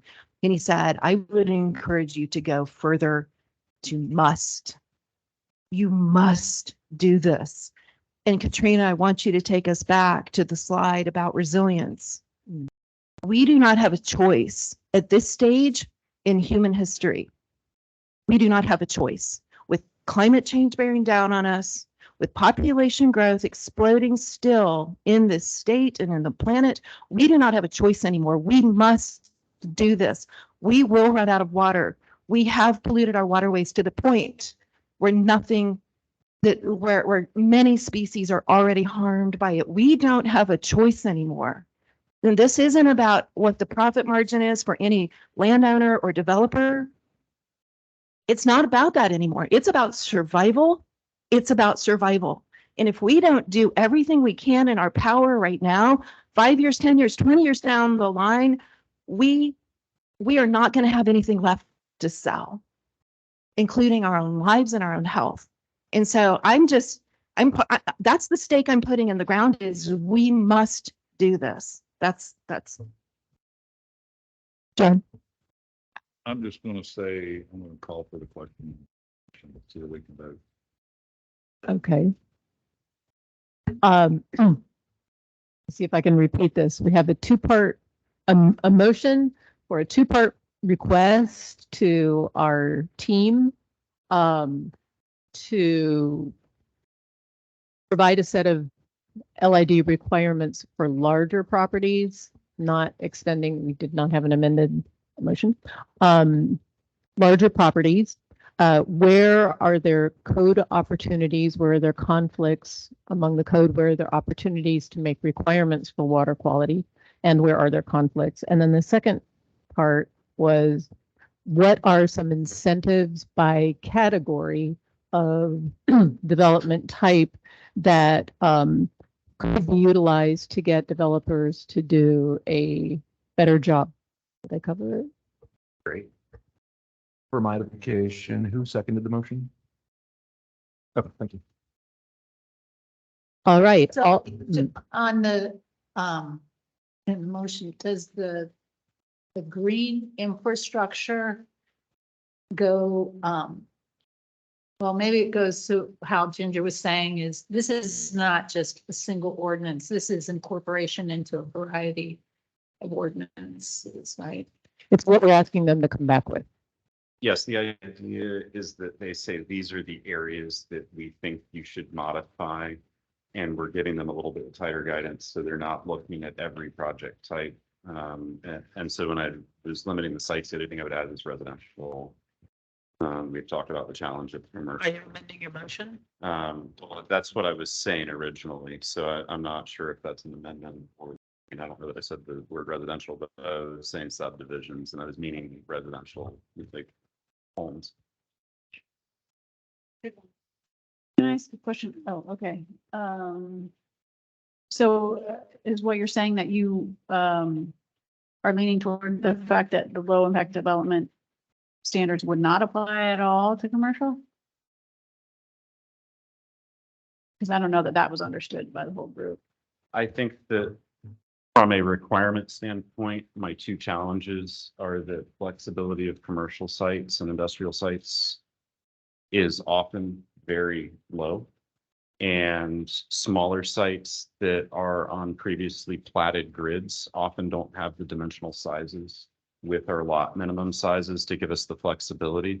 And so rather than have those being looked at as required codes, those would be the incentivized areas where we would look at trade-off. As a conflict. We do have a call for a vote. So,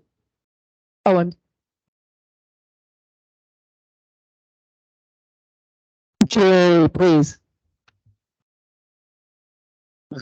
I just wanted you all, as you're moving forward, to keep in mind that the aspects of the grant that we're developing is an ordinance. And there are several approaches that you can pursue with regard to ordinance, mandates, requirements, checklists of pick and choose kind of things. But I want to caution you against encouragements or shoulds or other options that won't be selected and can't be enforced.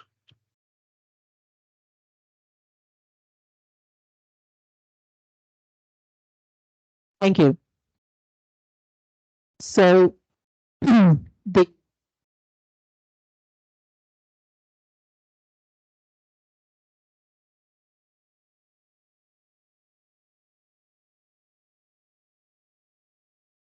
I can't hear you. Where are the, I'm sorry, the finger's not working.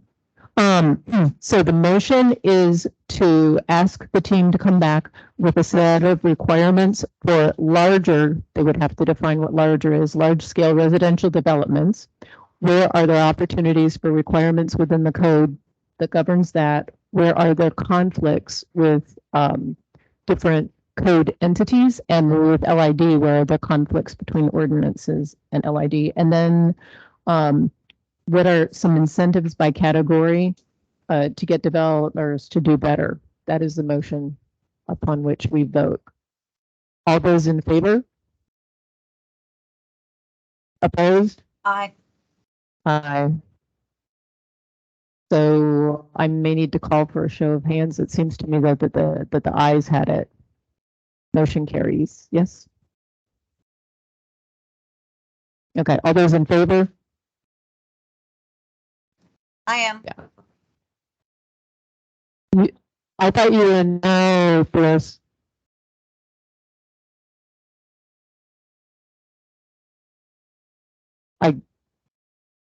Yeah, Bliss, can you hear me?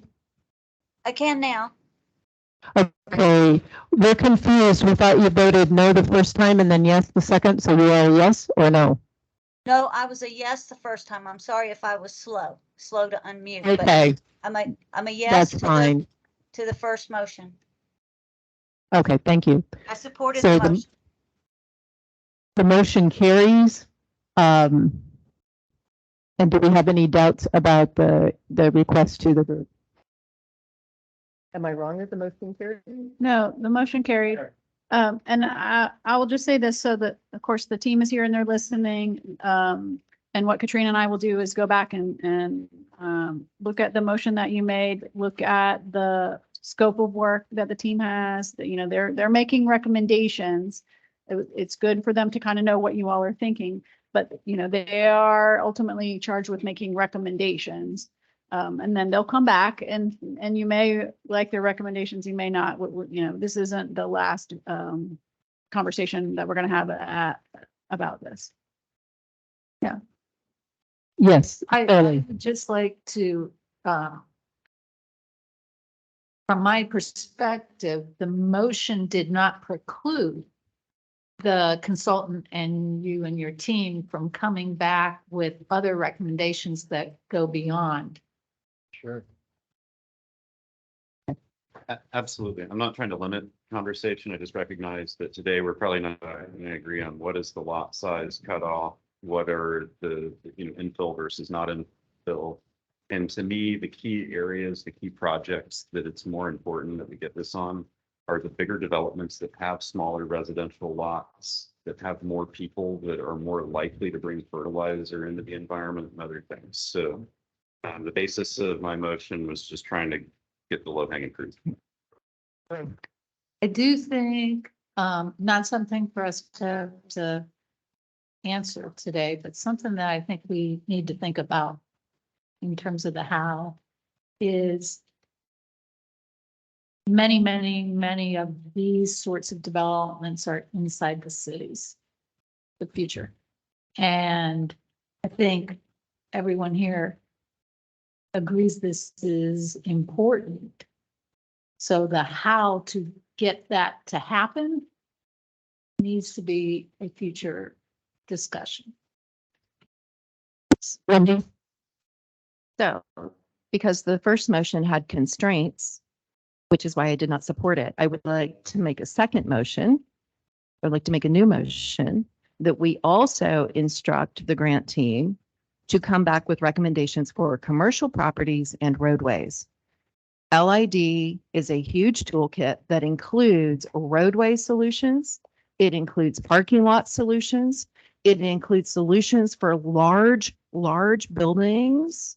There are a lot of tools in this toolbox, and we are constraining this grant team by having them focus on residential properties. So my motion is to include in our instructions to them to provide guidance to us and recommendations to us that can apply to these other kinds of projects. Commercial and roadways. Commercial and roadways. We have a second. Seconded by Jessica Gao. Do we have any discussion? Tyler? Do we know percentages of development in the county over the past couple of years? I know Clay, where he was here earlier, residential versus commercial versus. The property appraiser comes out with a list of what? By all those categories, but I don't know if it's projects or building permits. But I don't know about,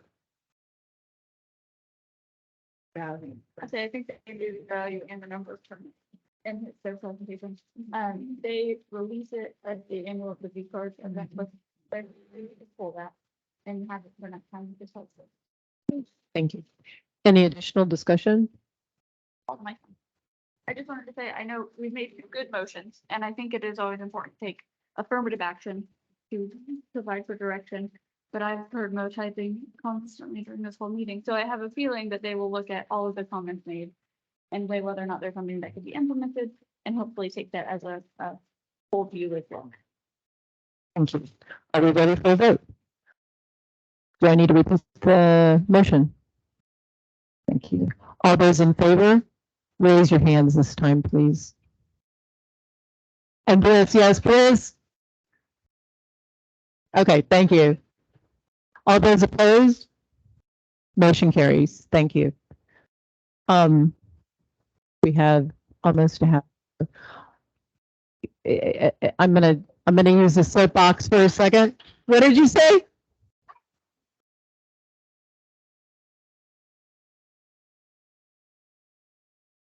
Hello? I want to, I'm sorry, Bruce. Sorry, I'm not doing it to you on purpose. I don't Okay. know. I had raised my hand. I didn't know if you saw it. I had just wanted Thank you. to echo Bill's sentiment about, it would be helpful to see examples of LID commercial applications. Thank you. I think probably most of us feel that way, and residential. Do you want, we don't need to move that. Okay. I just want to, I asked to send all of you a webinar link for 1000 Friends of Webinar, 1000 Friends of Florida webinar from last week about sea level rise. And it, for me, provides a great deal of context of what Wendy was saying, but it also provides the economics of it. Tree hugging for tree hugging's sake is not, I don't think anybody in this panel would feel that way. There are economic benefits to it, there are human benefits to it. And the webinar goes through the importance of conserving land for our built environment's benefit, for human benefit, and why. And I just think it might be helpful for us to see that moving forward. Well, you've had your name up for a while. Is that a leftover or? Thank you. oh, Ginger, so the LID group, they're gonna come back with an draft ordinance for LID, or they're gonna come back with places in that are conflicts or where they would put incentives or requirements for LID in other codes? So I think this is going to be a group effort with our staff. The grant applicant or the scope of work of the grant was to come back with an LID ordinance. So what we may see from them is something more that looks like here's an ordinance. And it's going to be the job of your professional staff to say, oh, well, that really fits over here or that really fits over there, right? The grant team is not as well versed with our codes as we are. Expect them to get that well versed in the next month. So I suspect what we'll see is something that looks more like a whole, but will in fact, upon implementation, be bits like we talked about earlier. In addition, they're tasked with coming up with this guidebook.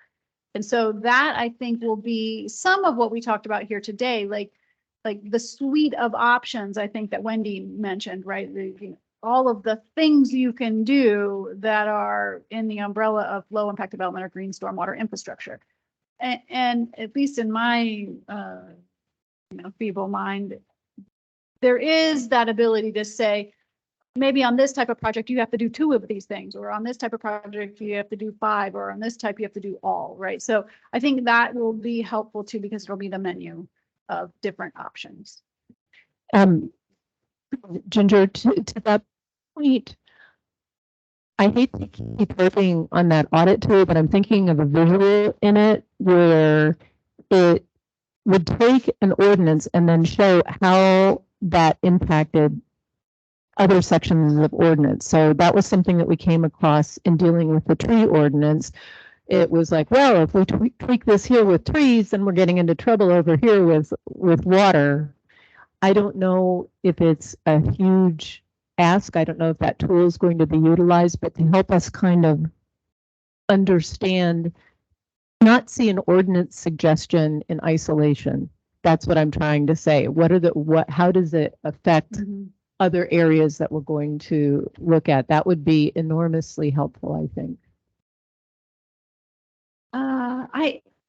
Katrina may be able to answer this better than I do. I don't know what level of effort it would require to fully implement the audit tool. Like when we did it at the workshop, it was, whoever was at the workshop, it was a table of, several of us, and we had Chairman Brower was at our table, and we did the audit tool as best we could without having any of the codes in front of us, or, so if you're really doing it, what's the level of effort that would be required from all different departments in the county?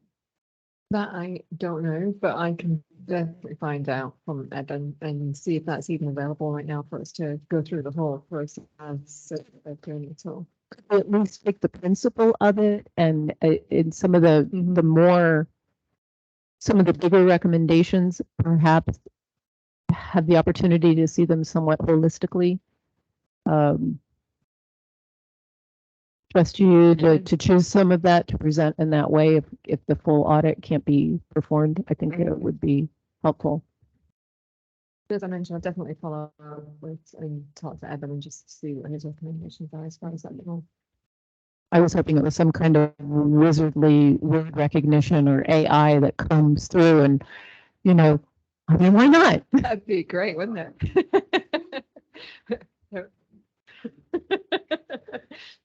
Better living through technology. We'll all be getting all sorts of marketing information.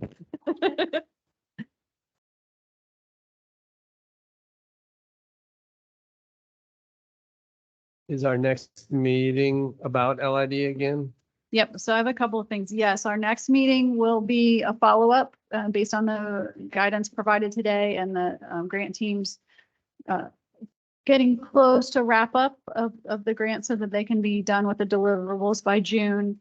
So we'll focus on this again next time. I guess I'll ask you all if you think we will also potentially get back to trees, or I personally think we can talk about low impact development for another 3 hours, but if you want us to be prepared to talk about trees, let me know that. I wasn't today, so I won't next time unless you tell me. And then just to invite you all or to let you know that we are having a couple of workshops coming up later in the month. That one is a green stormwater infrastructure design workshop. That's how to design with maintenance in mind. That's April 13th at the Sandra Stetson Aquatic Center here in DeLand. And then the next day on April 14th is actual maintenance training for green stormwater infrastructure, more focused on the staff and landscape professionals who are involved in the site maintenance project. I have a couple of flyers and I'll share the flyers, and then you can email them to the group as well.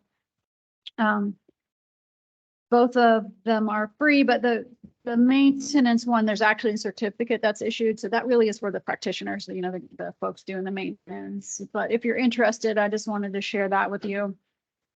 Katrina probably has more details than I do. And otherwise, we'll just talk about this again next time.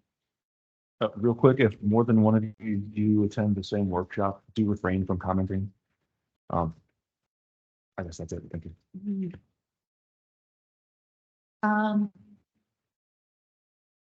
Couple of questions on that maintenance training, the landscape. Is that intended for like private contractors, or I'm kind of thinking a little bit about our local governments and their public works teams. Would it be appropriate for them to get invited to that? So one of the things that we kept hearing is the maintenance issue and the barrier of maintenance, the challenge of that to implementing low impact development. So we worked with the University of Florida staff and DP on talk to them about developing this certification. And so it is a certification that anybody who is going to be basically maintaining green stormwater infrastructure projects. So, and the other one, the idea with the other one, looking at it as designing with maintenance in mind, is because if you're the person who's on the maintenance end, then the person that's designing it isn't always thinking about that maintenance piece. And so that one's first to look at the design process and the maintenance we're going to be involved in the project that you design and expect to be implemented. And then the second one is for those practitioners. So city staff, county staff, and landscape professionals. Yes. So Do you have this on your social media that we could share from? do we have that? Is it going to be on the social media so it's shareable to? We haven't posted it there. I mean, we're limited to how many people we can have at the workshop. So so that's one thing, but we can share it. Yeah. I wouldn't suggest that we put it on social though. 'Cause I Okay. really don't want that, but we Okay. need to target it, but we can certainly share it with this group. And if you have someone. I'm just thinking, how are you going to reach the maintenance workers from the cities? How? So we are actually targeting, we're just sending out emails to city staff that we have either engaged with us on low impact development or staff that we know. And then we're also landscape professionals. We have an email list and we've sent that out to those folks in the community as well. And there will be a news release as well, just talking about it. Thank you. Jessica had hers up and then Shirley. Oh. There was one more. I don't know if this is going to be any good. I am going to this. And I may ask a question. But April 12th, the city of Daytona Beach is bringing in a Dr. Robert Young. I don't know, maybe you guys know him. You can tell me if he's worth listening to, but is he worth listening to? Good. Because they're doing one on shorelines and climate change. And that is open to the public at 5:30 on Wednesday, April 12th. And then I just wanted to mention, I just got back from Philadelphia, which is where Jerry is, and he's at the same conference I just got back from. And one of the things I did was go on a mobile tour of the Jersey Shore to look at some areas and what has happened post Sandy. And it very much concerns me. What I saw up there is fragmented efforts of restoring communities to whatever a specific community thought was right for them. And you can see literally right next door to each other, just like you can see it today if you're walking our coast. The way people are putting in bulkheads, what finished floor elevations are or should be, whether or not they even changed them, things like that. At some point, this is a really important group, but the potential influence to all of our county, the work we're doing. I don't like fragmented, and I am very concerned that that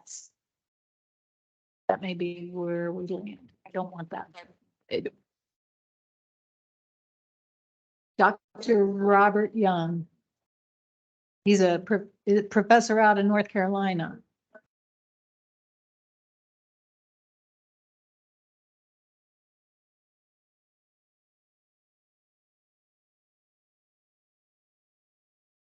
And the beach problem more than,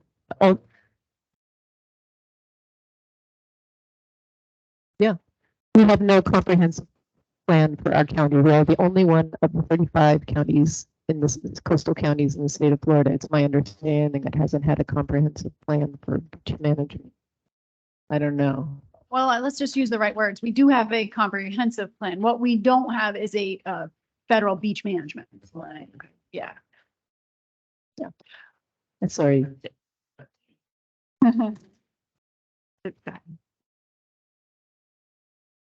I was gonna second everything Sarah Lee said. And in fact, Dr. Young will address that sort of, I call it the perforated coastline, where you have different hardenings along the way.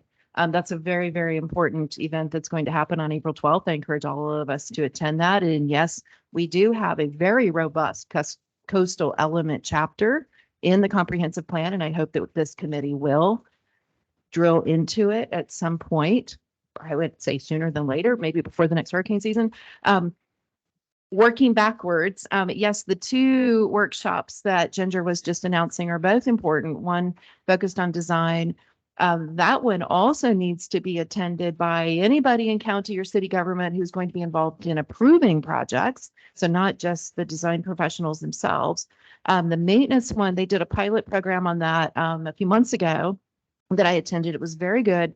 The city of DeLand public works staff were in attendance for that, and they loved it. They learned so much and really recommended it. So yes, absolutely, city and county professionals should also be involved in that.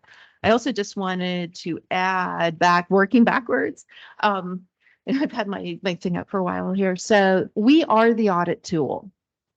So the audit tool is good, but the audit tool asks the Brain Trust to look at what the ordinance says. And I was sitting at the table in October when our current Brain Trust was sitting there, just remembering what they know about the ordinance. Nobody knows these ordinances better than our county staff. But it is our job, it is our charge as a committee to do the work that is in fact embedded in this audit tool. So I wonder, Ginger, if at the next meeting, you might share with us the actual audit tool so we can see the components of it and understand we're going to have to drill into the stormwater chapter. We're going to have to drill into this chapter and this chapter. The audit tool can be our guide. So if you could share it with us, not the outcome of it, but the tool itself, I think that would be helpful. Thank you. Jessica. Just a follow-up note and then a follow-up question. A note on the presentation on the 12th. It is at 5:30 at the Yvonne Scarlett Bowling Center in Daytona Beach, if anyone is interested. And I wanted to check the time for the 13th and 14th.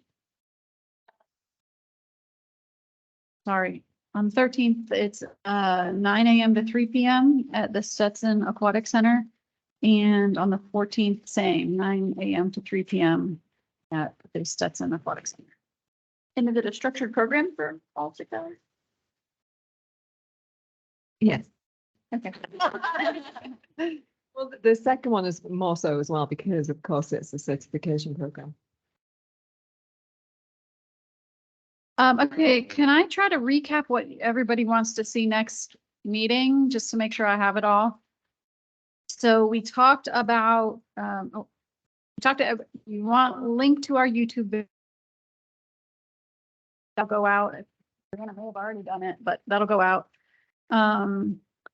We talked about wanting some examples of how we would apply low impact development and whether or not that's some examples of, Wendy brought up some, or did you want maybe like, here's a piece of property, how would you apply it? We need to kind of narrow that down a little bit. And then we talked about the audit tool, and of course we will hear from our grant project team about progress they've made in the month to come and where they are with their recommendations. Did I miss anything?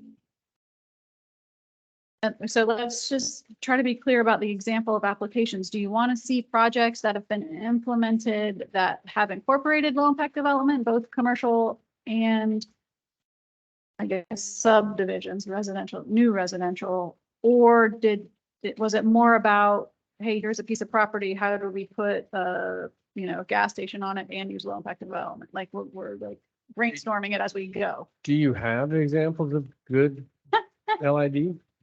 I think there are some good subdivision examples, and I am willing to bet that the project team can find some examples of commercial in Volusia County. Yes. I don't know about that. We'll do our best to look for examples of both kinds of development in our region. And industrial, please. Okay. I also think I agree with Ginger, we're not gonna get around to it, but do we want to aspire to talk about trees some more at our next meeting? Okay, good. All right. Anything else, Ginger? Okay, so it's time to decide who's gonna be your chair. Oh, okay, Stanley. One more meeting. I was trying to get you to do it. Oh, the league woman, I was looking it up and I couldn't, Okay, there's one more public invitation that y'all might find worth some time. Saturday, April 22nd, which is Earth Day. Our local chapter of the League of Women Voters is hosting a climate conversations workshop out at Stetson Aquatic Center, which is an example of low impact development that is non-residential. So, and that's at 10 a.m. on Saturday, April 22nd. and if we go, I'll do Chris's job for him. If we all go to that, we can't talk to each other. You can talk to each other not about anything that could Yeah. potentially come before this board for action. And if one person speaks like a comment to the group, then anyone else is there is forbidden to do so. Oh, so speak first. That's what you're saying. I will say you're not going to see county staff, environmental staff at that meeting because that's also our St. Johns River cleanup. So that's where we will all be. So it's not that we're not interested. Can somebody take good notes at all those good things that are happening next week? Because I'm going to overshare. I'm having a minor medical procedure. I'm not going to be out and about. So, all right. I will entertain nominations for, yeah, Wendy. I would like to nominate Melissa Lammers to continue on as our chair. Is there a second? So I think you did a great job running today's meeting. My concern is, and this would be a group question, really. And you addressed it, quite frankly, Melissa, early in the meeting. You are a very active participant and you give some great input. Technically, the chair is supposed to facilitate the meeting. And it's not fair to Melissa unless we all are in agreement. She should not have to muzzle herself because she's being the chair. She brings some really good information to us. So you did do a great job today, Melissa. Maybe you shouldn't have worked so hard to be good, but I don't know what to say, but. Well, I think the group has to say, as chair, we recognize you're doing more than facilitating. Yeah. I'm one of those people that steps up when other people don't. That's just the way I am. So, a job needs doing. If a job needs doing, I'll say yes, I'll step up an awful lot of the time. But I do want to be an active participant in this group. I absolutely do. And so that really is a question. To speak to that just briefly, the chair of a board is generally prohibited from introducing motions, making seconds unless they pass the gavel. However, also to an extent, we never specifically formally incorporated Robert's rules here, so we can afford to be a little more lax. We are also an advisory board, so that's just something to add out there.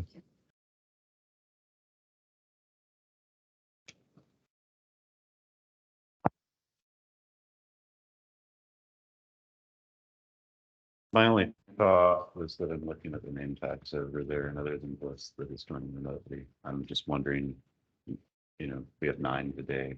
Do we want to consider the other 4 members as part of it and continue with the vice chair? I agree with that. Well,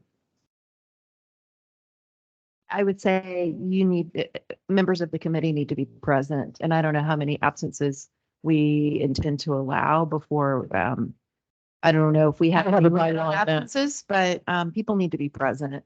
And I don't think that I think that if they're not here, then they don't get a say. Just FYI, our implementing resolution does not include anything about absences at all. I'll second the motion if nobody did. Uh, Now discussion. yes, discussion, Jessica. What were you saying, Sarah Lee, that she was muzzled? I don't want her to feel like she is. And, Chris said, we haven't adopted Robert's Rules of Order. All I was saying is generally, when you have a committee, and some committees can be unwieldy.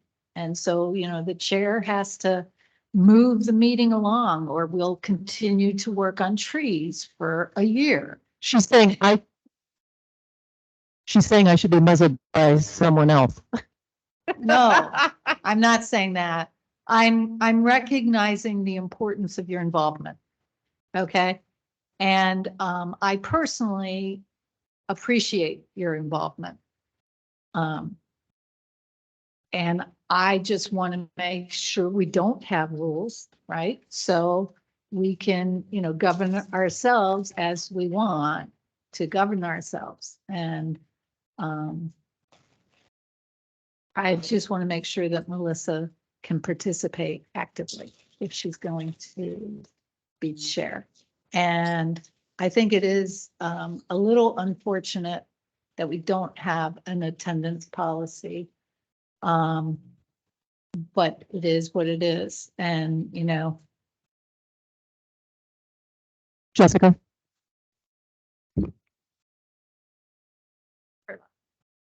I was going to say, I would hope that this entire board would not have any expectation of you speaking in that. And that we value your input very greatly. And I think today you had a great balance. You recognized speakers, you still made comments, so I don't have the concern. Yes, John. And I too don't have a concern. I think you bring value to this advisory committee and I appreciate that. But I do, however, feel pretty staunch about some formalities as far as following Robert's rules as close as possible, because if without, the motions aren't valid and all of that as well. So I think it's important we adhere to as much of Robert's rules as possible. Any other nominations? Tyler. With that, would she be allowed to make her second motions or not? I I wouldn't don't do think it. she should make for second motions. I think that's up to the group. The chairman is supposed to lead the group through those procedures. But I value your opinion greatly, and I think that should be allowed to. So, My other question is, are you comfortable with that restriction? absolutely. Absolutely. And if I'm not, I can pass it to the vice chair. We would then have to elect a vice chair if there's something I felt strongly about. Any other nominations from the floor? All right, then we will vote. All those in favor of Melissa Lammers as chair of this committee, please raise your hand. All those opposed? Motion carried. Oh, I'm sorry, okay, thank you. It's okay. I voted for you. Thank you, Bruce. Now we should do a vice chair. We will entertain. I would like to nominate Jessica Gao as vice chair.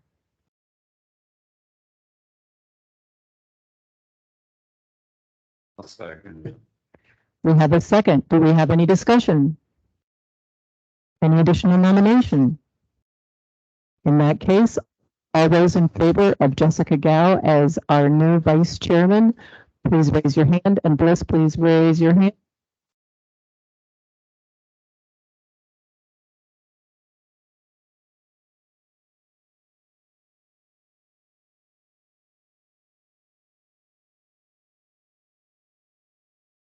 With that, thank you. I do need to learn how to use this microphone properly. It would be convenient.